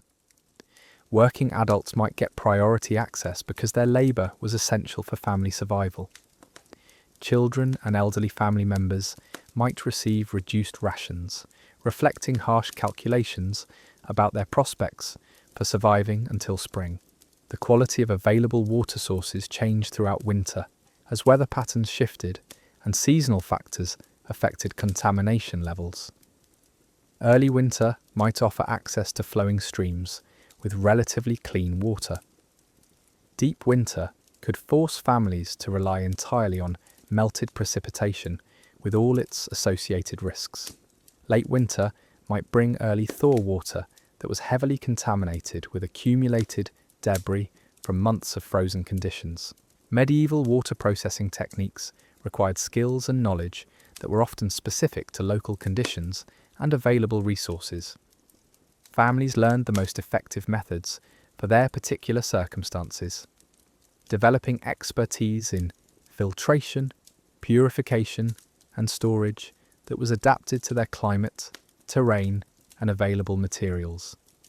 This specialized knowledge was crucial for survival and was carefully passed down through generations of winter survivors. The social aspects of water management during medieval winters created opportunities for both cooperation and conflict that could determine the survival of entire communities. Successful water sharing arrangements required trust, organisation, and leadership that could be difficult to maintain when survival pressures mounted. failed cooperation around water resources could destroy community bonds just when unity was most essential for collective survival. Medieval people developed techniques for identifying and accessing water sources that remained available during winter months, though their methods were based on traditional knowledge rather than scientific understanding. They learned to locate springs that were less likely to freeze completely, to identify areas where flowing water might be found under ice, and to recognize signs that water sources were safe versus contaminated. The relationship between water scarcity and other winter survival challenges created cascading effects that could overwhelm medieval families. Water shortages affected food preparation capabilities, reduced hygiene standards that increased disease risks, and created dehydration that made cold exposure more dangerous. These interconnected problems meant that water management failures could trigger complete family collapse, even when other resources were adequate. Medieval brewing required careful water management that balanced the quality needed for successful fermentation against the competing demands of cooking, cleaning, and direct consumption. Families had to decide whether to dedicate their cleanest water supplies to brewing activities or to reserve high-quality water for drinking while using marginal water sources for fermentation. These decisions affected both immediate survival and longer-term health outcomes. The storage and preservation of processed water during medieval winters required techniques that prevented freezing while maintaining quality and preventing contamination. Families learned to insulate water containers, to add materials that might prevent complete freezing, and to store water in locations that balanced accessibility against protection from temperature extremes. Medieval communities sometimes established shared facilities for water processing that allowed more efficient use of fuel and labour while creating opportunities for knowledge sharing and mutual support. These common water processing areas required cooperation and organisation that could be difficult to maintain during survival crises, but they also allowed communities to develop more than individual families could manage sophisticated techniques alone. The medical understanding of water's role in health during medieval times included recognition that water quality affected illness patterns, though the explanations were based on theories about humours and spiritual balance rather than knowledge of bacterial contamination. Healers might recommend specific water sources for treating certain conditions, or might advise avoiding water that was believed to be corrupted or spiritually imbalanced. Medieval water collection during winter months required knowledge of local geography, weather patterns, and seasonal changes that took years to develop and could mean the difference between life and death. Families learned the locations of water sources that were most reliable during different types of winter weather, the safest routes for accessing these sources, and the techniques for collecting water efficiently while minimizing exposure to dangerous conditions. The fuel requirements for water processing created additional pressure on medieval families already struggling with heating and cooking needs. The amount of wood, charcoal, or other combustible materials needed to melt sufficient snow for daily consumption could exceed what many families could afford to burn. This created situations where families had to choose between adequate hydration and maintaining enough heat for survival. Medieval people developed sophisticated methods for conserving and reusing water that maximized the utility of every drop they managed to collect and process. Water used for cooking might be saved and reused for cleaning. Wash water might be recycled multiple times for different purposes. Even water used for medical treatments might be conserved and repurposed when possible, reflecting the precious nature of this essential resource. The psychological impact of constant water scarcity during medieval winters created stress that affected every aspect of family and community life. The effort required to obtain adequate water was exhausting for people already weakened by cold and hunger. The knowledge that water supplies were always uncertain created anxiety that could affect sleep, decision-making, and relationships in ways that undermined other survival strategies. Medieval water management required balancing immediate hydration needs against long-term survival prospects in ways that demanded both practical skills and emotional resilience. Families had to make decisions about water usage that considered not just current thirst, but future availability, family member survival prospects, and competing needs for cooking, cleaning, and medical care. The seasonal cycles of water availability created predictable patterns of abundance and scarcity that medieval people learned to anticipate and prepare for through generations of experience. Understanding these cycles allowed families to time their water collection and storage activities for maximum efficiency and to prepare for periods when water would be most difficult to obtain. Medieval communities that successfully managed water resources during harsh winters often developed reputations that affected their relationships with neighbouring settlements for years to come. Villages known for effective water management might attract refugees during subsequent harsh winters, while communities that failed to maintain adequate water supplies might find themselves abandoned by residents who sought more reliable situations. The interconnection between water management and other survival strategies during medieval winters created complex webs of cause and effect that required sophisticated understanding to navigate successfully. Effective water management supported successful food preparation, adequate hygiene for disease prevention, and sufficient hydration for maintaining body temperature and physical strength needed for other survival activities. But water was only one piece of the deadly puzzle that medieval families faced each winter. The challenges of obtaining adequate fuel for heating and cooking created another layer of survival mathematics that could determine who lived and who died when the cold months stretched on endlessly.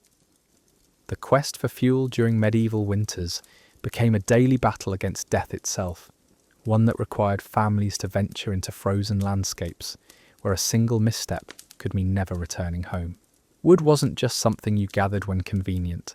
It was the difference between waking up alive and becoming another winter casualty, and the competition for it could tear communities apart or forge bonds stronger than blood. Medieval people understood that different types of wood burned differently, and this knowledge could literally save their lives. Hardwoods like oak and ash burned longer and hotter, but they were harder to find and required more effort to cut and split. Softwoods like pine and birch ignited more easily, but burned quickly, consuming precious supplies at alarming rates. Families had to become experts in wood selection, learning to identify the best burning materials, even when they were buried under snow or ice. The tools available for wood gathering were primitive and often inadequate for winter conditions. Axes became brittle in extreme cold, sometimes shattering when they struck frozen wood. Saws could bind in icy timber, trapping valuable tools that families couldn't afford to lose. Even rope used for hauling wood could become stiff and unreliable, turning the simple task of dragging logs home into a dangerous ordeal that could leave families stranded far from shelter. Medieval forests during winter were treacherous places where experienced woodsmen could become lost and die within sight of their own villages. Snow obscured familiar landmarks, making navigation nearly impossible. Ice-covered branches could snap without warning, crushing anyone unfortunate enough to be beneath them.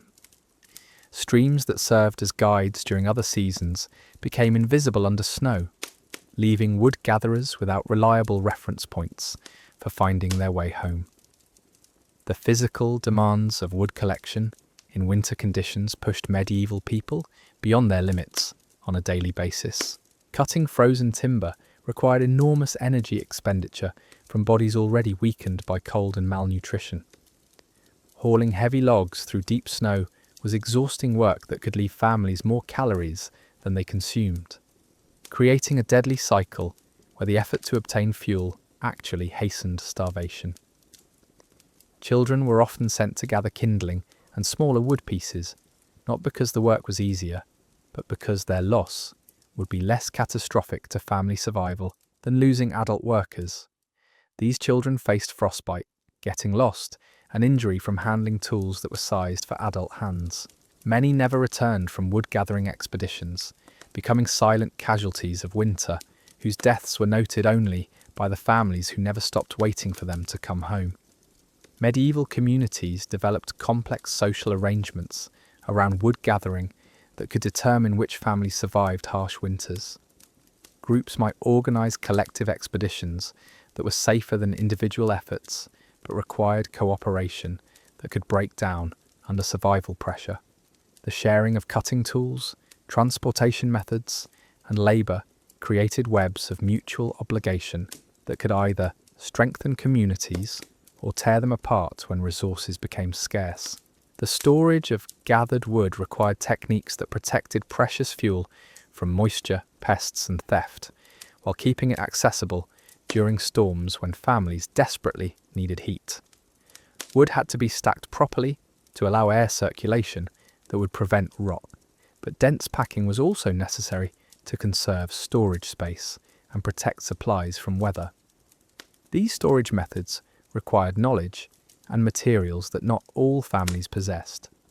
Theft of wood supplies could mean death for the families who were robbed, creating situations where neighbours might kill to protect their fuel stores or to acquire the resources they needed for survival.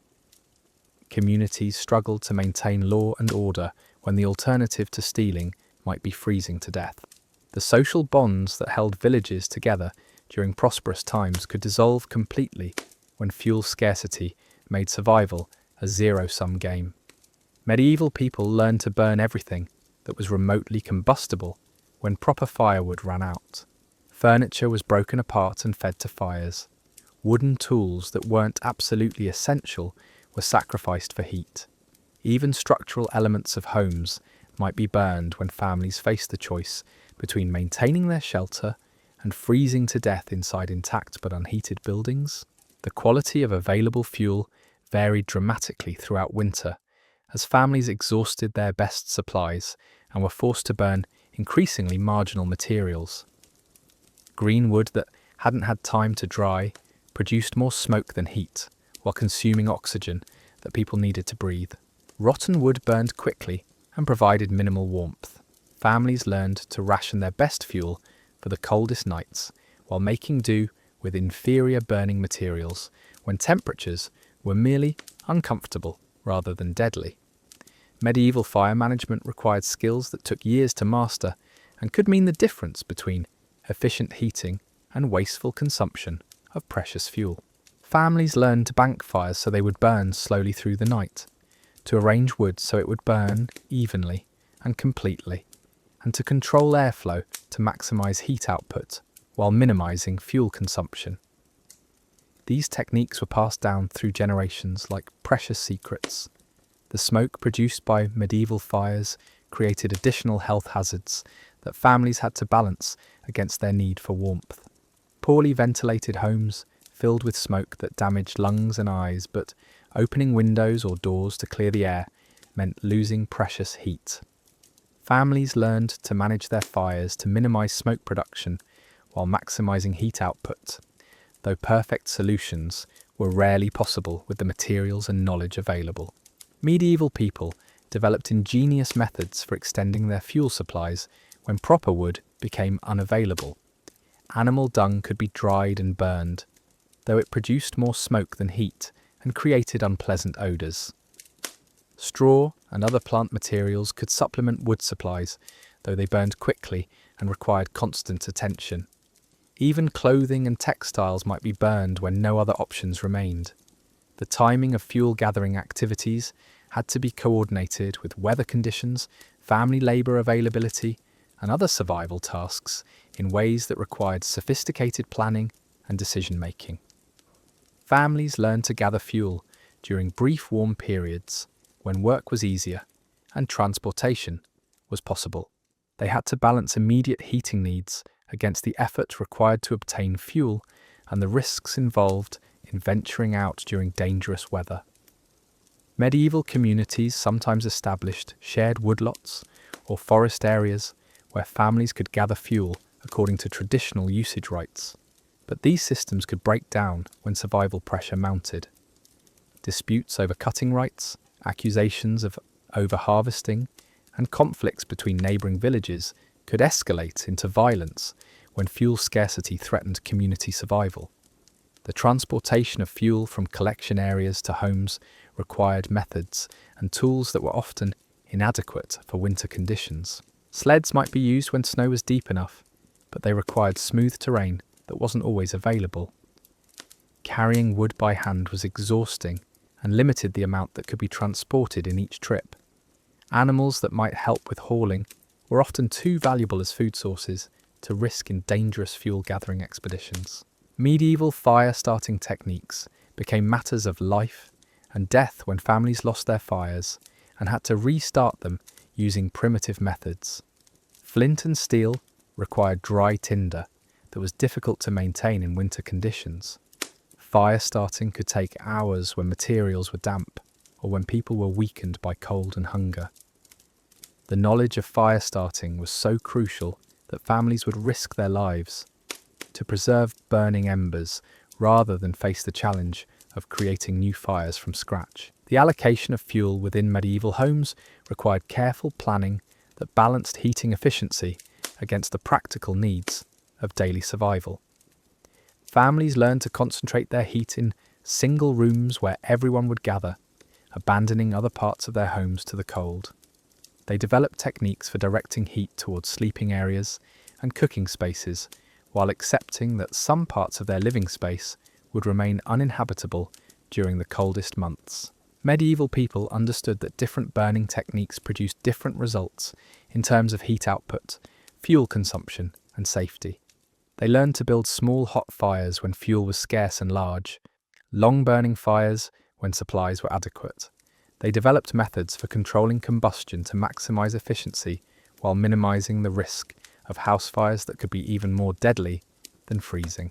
The maintenance of fires required constant attention that divided family labour and created additional stress for people already overwhelmed by survival demands. Someone had to tend fires throughout the night to prevent them from dying out completely. Family members took turns monitoring combustion, adding fuel as needed, and adjusting airflow to maintain optimal burning conditions. Medieval communities developed knowledge about seasonal patterns in fuel availability that helped them predict when and where the best burning materials could be found. They learned that certain types of storms created opportunities for gathering fallen branches and trees. They understood how weather patterns affected the drying and seasoning of wood. This knowledge was crucial for timing fuel-gathering activities and planning long-term heating strategies. The social dynamics around fuel sharing created complex relationships within medieval communities that could determine survival outcomes for entire families. Neighbours might pool their labour for more efficient woodcutting and transportation, but they also had to trust each other with valuable resources and shared tools. These cooperative arrangements required leadership and organisation that could be difficult to maintain when survival pressures mounted. Medieval fire safety became crucial when families were forced to push their heating systems beyond normal limits in desperate attempts to stay warm.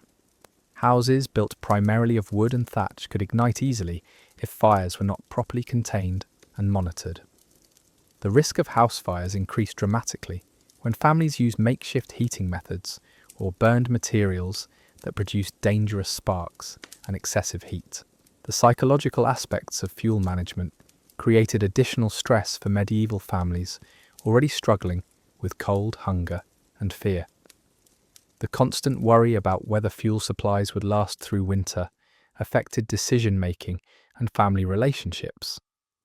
The physical exhaustion of gathering fuel in dangerous conditions took a toll on mental health that could undermine other survival strategies. Medieval people learned to read the signs that indicated how much fuel they would need for different types of winter weather, developing forecasting abilities that helped them manage their supplies more effectively.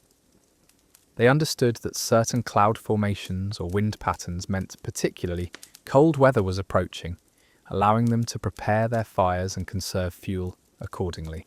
The economic aspects of fuel acquisition during medieval winters created situations where families had to choose between spending limited resources on heating materials versus food, clothing, or other necessities. Fuel that could be purchased was often expensive and of poor quality. The decision to buy fuel versus gathering it personally involved calculations about cost, safety, and family labour allocation that could determine survival outcomes. Medieval heating efficiency was constrained by the design and construction of homes that were poorly insulated and difficult to heat effectively. Families learned to adapt their living patterns to maximise the benefit of their limited heating capacity, concentrating activities in the warmest areas of their homes and abandoning rooms that couldn't be heated adequately. The knowledge required for successful fuel management during medieval winters included understanding of wood types, burning techniques, storage methods, and safety procedures that took years to master.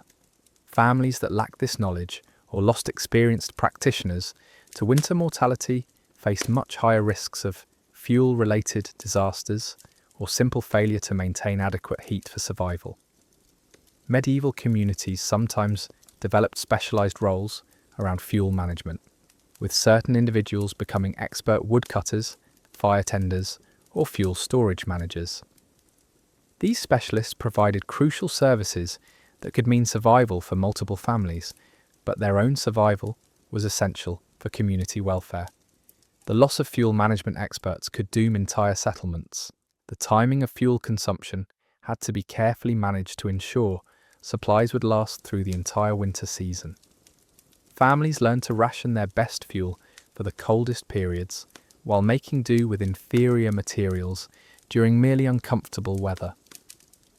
These rationing decisions required predicting weather patterns and understanding seasonal fuel needs that few modern people could comprehend.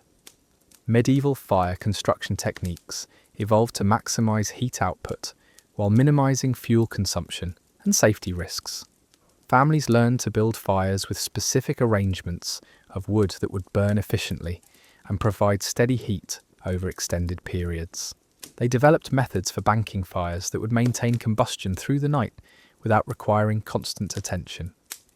The maintenance of heating systems during medieval winters required ongoing attention to chimney cleaning, fuel storage management, and equipment repair that added to the already overwhelming demands of winter survival. Blocked chimneys could fill homes with deadly smoke. Damaged storage facilities could expose fuel supplies to moisture and decay. Broken tools could make fuel gathering impossible just when it was most needed. Medieval people developed techniques for maximizing the heat value of marginal fuel materials through proper preparation and burning methods. They learned to dry damp wood near fires before burning it, to split logs for more efficient combustion, and to combine different fuel types for optimal burning characteristics. These techniques could extend limited fuel supplies and improve heating efficiency. The social aspects of fuel management within medieval families created dynamics that could determine who received adequate warmth and who was left to suffer in cold. Priority access to the warmest spots near fires might be given to the youngest children, the most valuable workers, or the family members most likely to survive. These allocation decisions created emotional stress that could affect family relationships long after winter ended. Medieval fuel storage required protection from weather, pests, and theft that was difficult to achieve with available materials and construction techniques. Wood supplies had to be kept dry to burn efficiently, but waterproof storage was expensive and difficult to construct. Families learned to build crude but sometimes effective shelters for their fuel supplies using whatever materials they could obtain or improvise. The seasonal cycles of fuel availability created predictable patterns of abundance and scarcity that medieval people learned to anticipate through generations of experience. They understood when fallen branches would be most plentiful, when weather conditions would be most favourable for woodcutting, and when fuel conservation would be most crucial for survival. Medieval heating created indoor air quality problems that families had to balance against their need for warmth and cooking capability. Smoke, carbon monoxide, and other combustion byproducts could make homes barely habitable, but adequate ventilation meant losing precious heat. Families learned to manage ventilation to maintain breathable air while conserving as much heat as possible.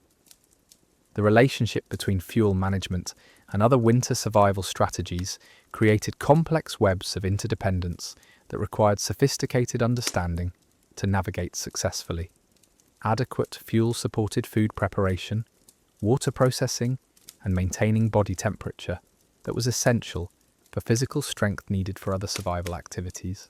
Fuel shortages could trigger cascading failures that overwhelmed families even when other resources were adequate. Medieval communities that developed effective fuel management systems often found their success created new obligations and challenges. Villages known for maintaining good fuel supplies might attract desperate refugees from less fortunate areas. The decision to share fuel resources with outsiders could mean survival for some, but death for the host community's own members. The tools required for effective fuel management during medieval winters were often specialised and expensive, making them unavailable to many families who needed them most. Quality axes, saws, and other cutting implements required skilled craftsmen and valuable materials that were beyond the reach of common people. Families learned to improvise tools and maintain equipment that was often inadequate for the demanding work required. Medieval fire-starting materials required preparation and storage that added to the already complex demands of winter survival planning. Tinder had to be kept absolutely dry in conditions where moisture was constant. Fire-starting supplies needed protection from weather and pests. The loss of fire-starting capability could mean death for families who lost their fires and couldn't restart them. The coordination of fuel gathering activities with other necessary survival tasks required planning and time management that tested medieval families' organisational abilities. Fuel collection had to be balanced against food gathering, water processing, home maintenance, and family care responsibilities. The scheduling of these competing activities could determine whether families maintained adequate resources for survival. Medieval people developed understanding of how different weather conditions affected fuel gathering opportunities and challenges. They learned to recognise when storms would create opportunities for gathering fallen branches and when weather patterns would make fuel collection too dangerous to attempt. This weather prediction capability was crucial for timing fuel management activities effectively. The storage and rationing of processed fuel required the same careful calculations that families applied to food and water resources.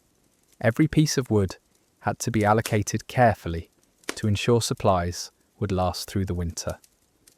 Families learned to budget their fuel consumption and to adjust their heating practices based on remaining supplies and weather forecasts. Medieval heating systems required ongoing maintenance and repair that could be difficult to accomplish during winter conditions when materials and tools were scarce. Chimneys needed cleaning to prevent dangerous blockages. Fire pits required rebuilding when they deteriorated. Ventilation systems had to be adjusted for changing weather conditions. These maintenance tasks were essential for safe and efficient heating. The knowledge of fuel properties and burning characteristics was crucial information that medieval families passed down through generations like precious treasure. Understanding which woods burned hottest, which materials produced the least smoke, and which combinations provided the most efficient heating required experience that took years to accumulate, and could mean the difference between successful winter survival and family catastrophe. Medieval fuel management created social hierarchies within communities that reflected both traditional power structures and new dynamics based on resource control and survival skills. Families with better fuel supplies or superior fuel management knowledge gained advantages that could determine survival outcomes. These advantages often persisted beyond individual winters, creating lasting changes in community social structures. The psychological stress of fuel scarcity created additional burdens for families already overwhelmed by cold, hunger, and fear. The constant worry about fuel supplies, the exhaustion of gathering materials in dangerous conditions, and the knowledge that heating failure could mean death-created mental pressures that affected every aspect of medieval winter survival. The effort required to maintain adequate fuel supplies often consumed energy and attention that was desperately needed for other survival activities. But even with adequate fuel, water, and food preservation, medieval families still faced another deadly challenge that could strike without warning and spread through communities like invisible fire. Disease during winter months didn't just kill individuals, it could wipe out entire bloodlines and leave villages as empty as plague towns, with only frozen corpses to mark where vibrant communities once thrived. The spread of disease during medieval winters created a nightmare scenario that haunted communities, with the efficiency of a perfectly designed killing machine. When families crowded together in poorly ventilated spaces, sharing contaminated air, unwashed bodies, and limited water supplies, a single cough in November could become a village catastrophe by February. The diseases themselves were merciless in their selection, but winter made them absolutely devastating. Respiratory infections thrived in the cramped, smoky conditions where medieval families huddled for warmth. What we might call pneumonia today was simply the winter death to people who watched it claim victim after victim with terrifying regularity. The disease would start quietly, perhaps with a child developing a persistent cough that seemed no worse than the dozen other ailments that plagued medieval life. But in the weakened, malnourished bodies of winter survivors, that cough would deepen and spread. The progression was predictable and horrible. First came the fever, burning through bodies that were already struggling to maintain proper temperature in freezing conditions. Then the breathing difficulties, as infected lungs filled with fluid that couldn't be cleared by medieval medicine. Finally, the death rattle, a sound that every medieval person knew meant another family member would not see spring. But pneumonia was just one killer among many. Influenza, though not understood as a viral infection, swept through medieval communities with the force of divine punishment. What families called the sweating sickness or the winter fever could kill healthy adults within days, leaving behind orphaned children who rarely survived long without their parents' protection and knowledge. The very measures families took to survive winter made disease transmission almost inevitable. When 20 people shared a single room for warmth, when they breathed the same stagnant air for months, when they had no understanding of how illness spread from person to person, disease outbreaks became not just possible, but mathematically certain. Medieval people noticed the patterns, even if they couldn't explain them scientifically. They understood that sickness seemed to leap from person to person, that crowded conditions made illness worse, and that winter brought death in ways that summer rarely matched. But their explanations involved bad air, evil humours, and divine displeasure rather than bacteria and viruses. The treatment options available to medieval families were not just inadequate, they were often actively harmful. Bloodletting, one of the most common medical interventions, would drain precious blood from people who were already weakened by malnutrition and cold. Purging, designed to expel evil humours from the body, would dehydrate and weaken patients who desperately needed to conserve their strength. Herbal remedies, when available, sometimes helped through pure accident rather than understanding. Willow bark tea might reduce fever because it contained compounds similar to aspirin, but medieval healers didn't understand why it worked or how to use it most effectively. More often, the herbs available during winter months were either ineffective or actively dangerous when prepared by people who lacked proper medical knowledge. The social dynamics of disease during medieval winters created impossible choices that tore families apart even as they struggled to stay together for survival. When one family member became ill, should the others continue sharing the same cramped space and risk infection? Or should they abandon the sick person to die alone in the cold? Neither choice offered good outcomes, and families agonized over decisions that could determine who lived and who died. Children were particularly vulnerable to winter diseases, not just because their immune systems were underdeveloped, but because they were often the first to be exposed when illness entered a household. Parents might continue caring for sick children, even when they knew the risk, unable to abandon their offspring, but inadvertently ensuring that disease would spread to every family member. The elderly faced their own cruel mathematics during disease outbreaks. Their aged bodies were less able to fight off infections, but they were also the repositories of crucial survival knowledge that families couldn't afford to lose. The death of a grandmother who knew food preservation techniques, or a grandfather who understood weather patterns, could doom an entire household, even if other family members survived the immediate illness. Medieval communities developed various strategies for dealing with disease outbreaks, though their effectiveness was limited by lack of medical understanding. Some villages would attempt to quarantine affected families, though this often meant condemning them to death by cutting off their access to food, fuel, and other necessities. Other communities would try to care for the sick collectively, though this usually ensured that disease spread to every household. The timing of disease outbreaks could determine their deadliness as much as the severity of the illness itself.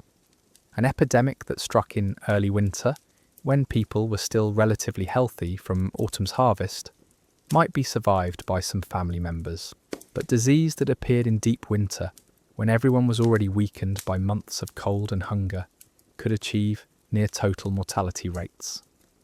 The psychological impact of watching family members die from disease during winter created trauma that affected survivors long after the immediate crisis passed. Parents who lost multiple children to winter illness might never recover emotionally, even if they physically survived until spring. The guilt of surviving when others died, the memory of being unable to help loved ones, and the knowledge that similar tragedies awaited in future winters created lasting psychological damage. Medieval medical practitioners, such as they were, found their services in desperate demand during winter disease outbreaks, but their treatments were based on theories that bore little relationship to actual disease processes.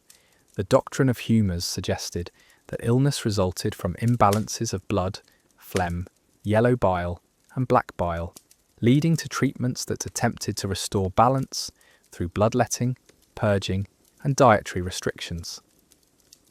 Barber surgeons, who provided medical care to common people, relied on techniques that were often more harmful than helpful. They would lance infected wounds with dirty instruments, prescribe starvation diets for people who were already malnourished, and administer herbal concoctions that were frequently toxic. Their good intentions were undermined by complete ignorance of how disease actually worked. The wealthy had access to physicians who had studied at universities and could quote ancient medical texts, but their treatments were often just as ineffective as those provided by village healers. In fact, the complex and expensive treatments favoured by learned physicians might be more harmful than the simple folk remedies used by common people, though neither approach offered much hope against serious winter illnesses. Women often served as the primary healers in medieval communities, relying on traditional knowledge passed down through generations of mothers and grandmothers. Their remedies were based on observation and experience, rather than formal medical theory, and sometimes they achieved better results than trained physicians simply because they were more practical and less likely to harm patients with aggressive interventions. The preparation and storage of medicinal materials during winter months required the same careful planning that families applied to food and fuel supplies. Herbs had to be gathered during growing season and preserved through winter, but many families lacked the knowledge or resources to maintain effective medicine supplies. The loss of medicinal materials to spoilage or contamination could mean death for family members who might have survived with proper treatment. Medieval people understood that certain plants and substances could help with specific ailments, though their explanations for why these treatments worked were based on spiritual and philosophical theories rather than chemical or biological understanding. They might use honey to treat wounds because they believed it had purifying properties, not knowing that it actually had antibacterial effects. The availability of medical supplies during winter months was severely limited by transportation difficulties, storage problems, and economic constraints. Families that lived far from markets or trade routes might have no access to imported medicines or exotic treatments. Even wealthy households might find their medical supplies exhausted during long winters, when no new materials could be obtained. Disease outbreaks during winter months often coincided with food shortages, creating compound crises that overwhelmed medieval families' ability to cope. Sick family members needed extra food and care just when resources were most scarce. The labour required to care for the ill-reduced family's ability to gather fuel, process food, and maintain their survival systems. These multiple simultaneous crises could destroy households that might have survived individual challenges. The contagious nature of winter diseases, though not understood in modern terms, was recognised by medieval people who noticed that illness seemed to spread from person to person through mysterious means. They developed various theories about disease transmission, including beliefs about poisoned air, evil vapours, and spiritual contamination, but they lacked effective methods for preventing the spread of illness. Isolation of sick family members was sometimes attempted, but it was rarely effective given the cramped living conditions and limited resources available to medieval families. A sick child might be moved to the coldest part of the house to prevent infecting others, but this often ensured their death from exposure while failing to prevent disease transmission through contaminated air and water supplies. The care of sick family members during winter months required resources that families could barely spare from their own survival needs. Sick people needed more fuel to stay warm, cleaner water for drinking and cleaning, and better food to help them recover. Providing this care often meant that healthy family members received even less than their already inadequate rations, weakening them and making them more susceptible to illness themselves. Medieval understanding of fever included recognition that high temperatures were dangerous, but the treatments used to reduce fever were often more harmful than the condition itself. Cold water baths in winter conditions could kill patients through exposure, while herbal remedies designed to break fevers might cause dangerous dehydration or poisoning. The disposal of waste and contaminated materials from sick family members created additional challenges for medieval families living in cramped conditions with limited sanitation facilities. Human waste from sick individuals was more dangerous than normal, but families had few options for safe disposal during winter months when the ground was frozen and outdoor latrines might be inaccessible. Respiratory diseases were particularly deadly during medieval winters because they attacked the very systems that people needed to survive in cold conditions. Damaged lungs couldn't process the oxygen needed to maintain body heat, creating a vicious cycle where illness made cold exposure more dangerous while cold conditions made recovery from illness more difficult. The dehydration that accompanied many winter illnesses was especially dangerous for people who were already struggling to maintain adequate fluid intake.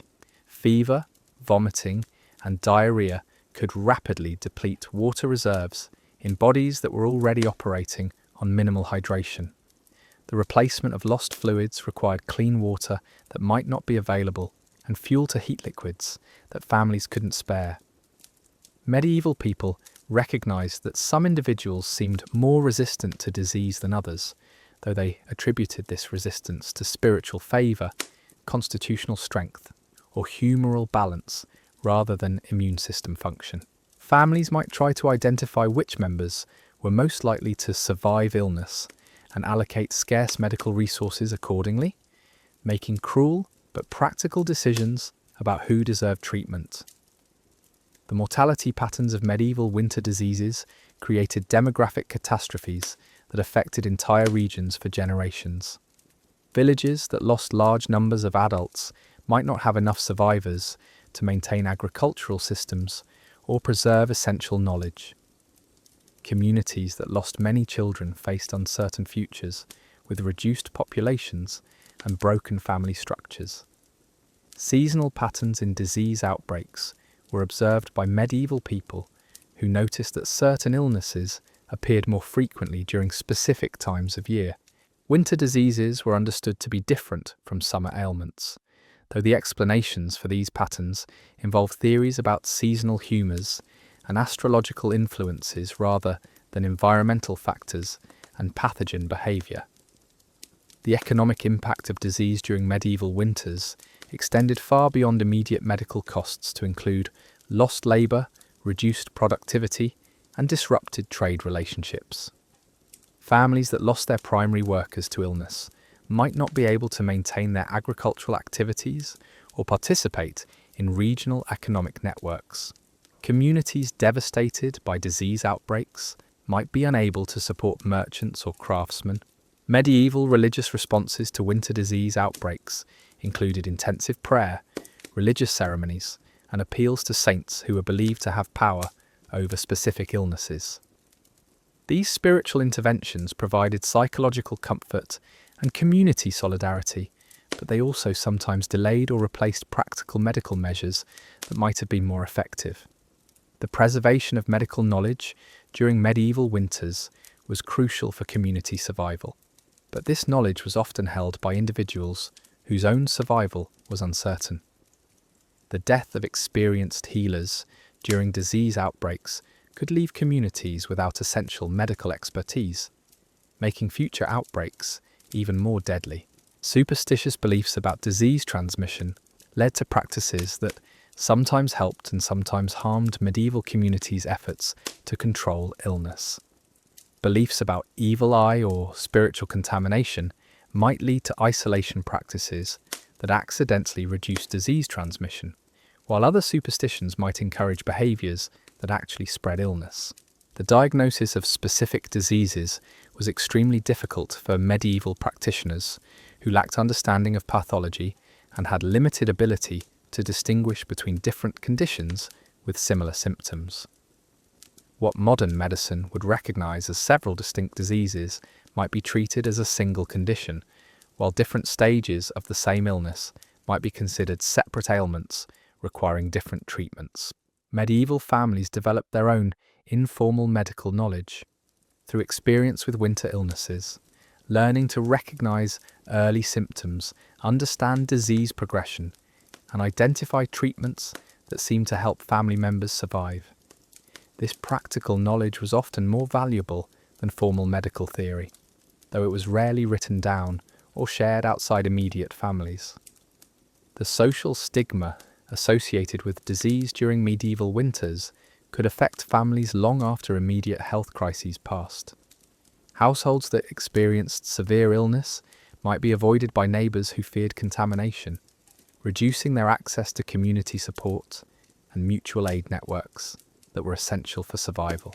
Prevention strategies for winter diseases were limited by medieval understanding of disease transmission, but communities did develop some practices that accidentally reduced illness rates. Certain religious or cultural practices might have hygienic benefits that reduced pathogen transmission, though these benefits were not understood in scientific terms. Medieval winters were more than just cold seasons.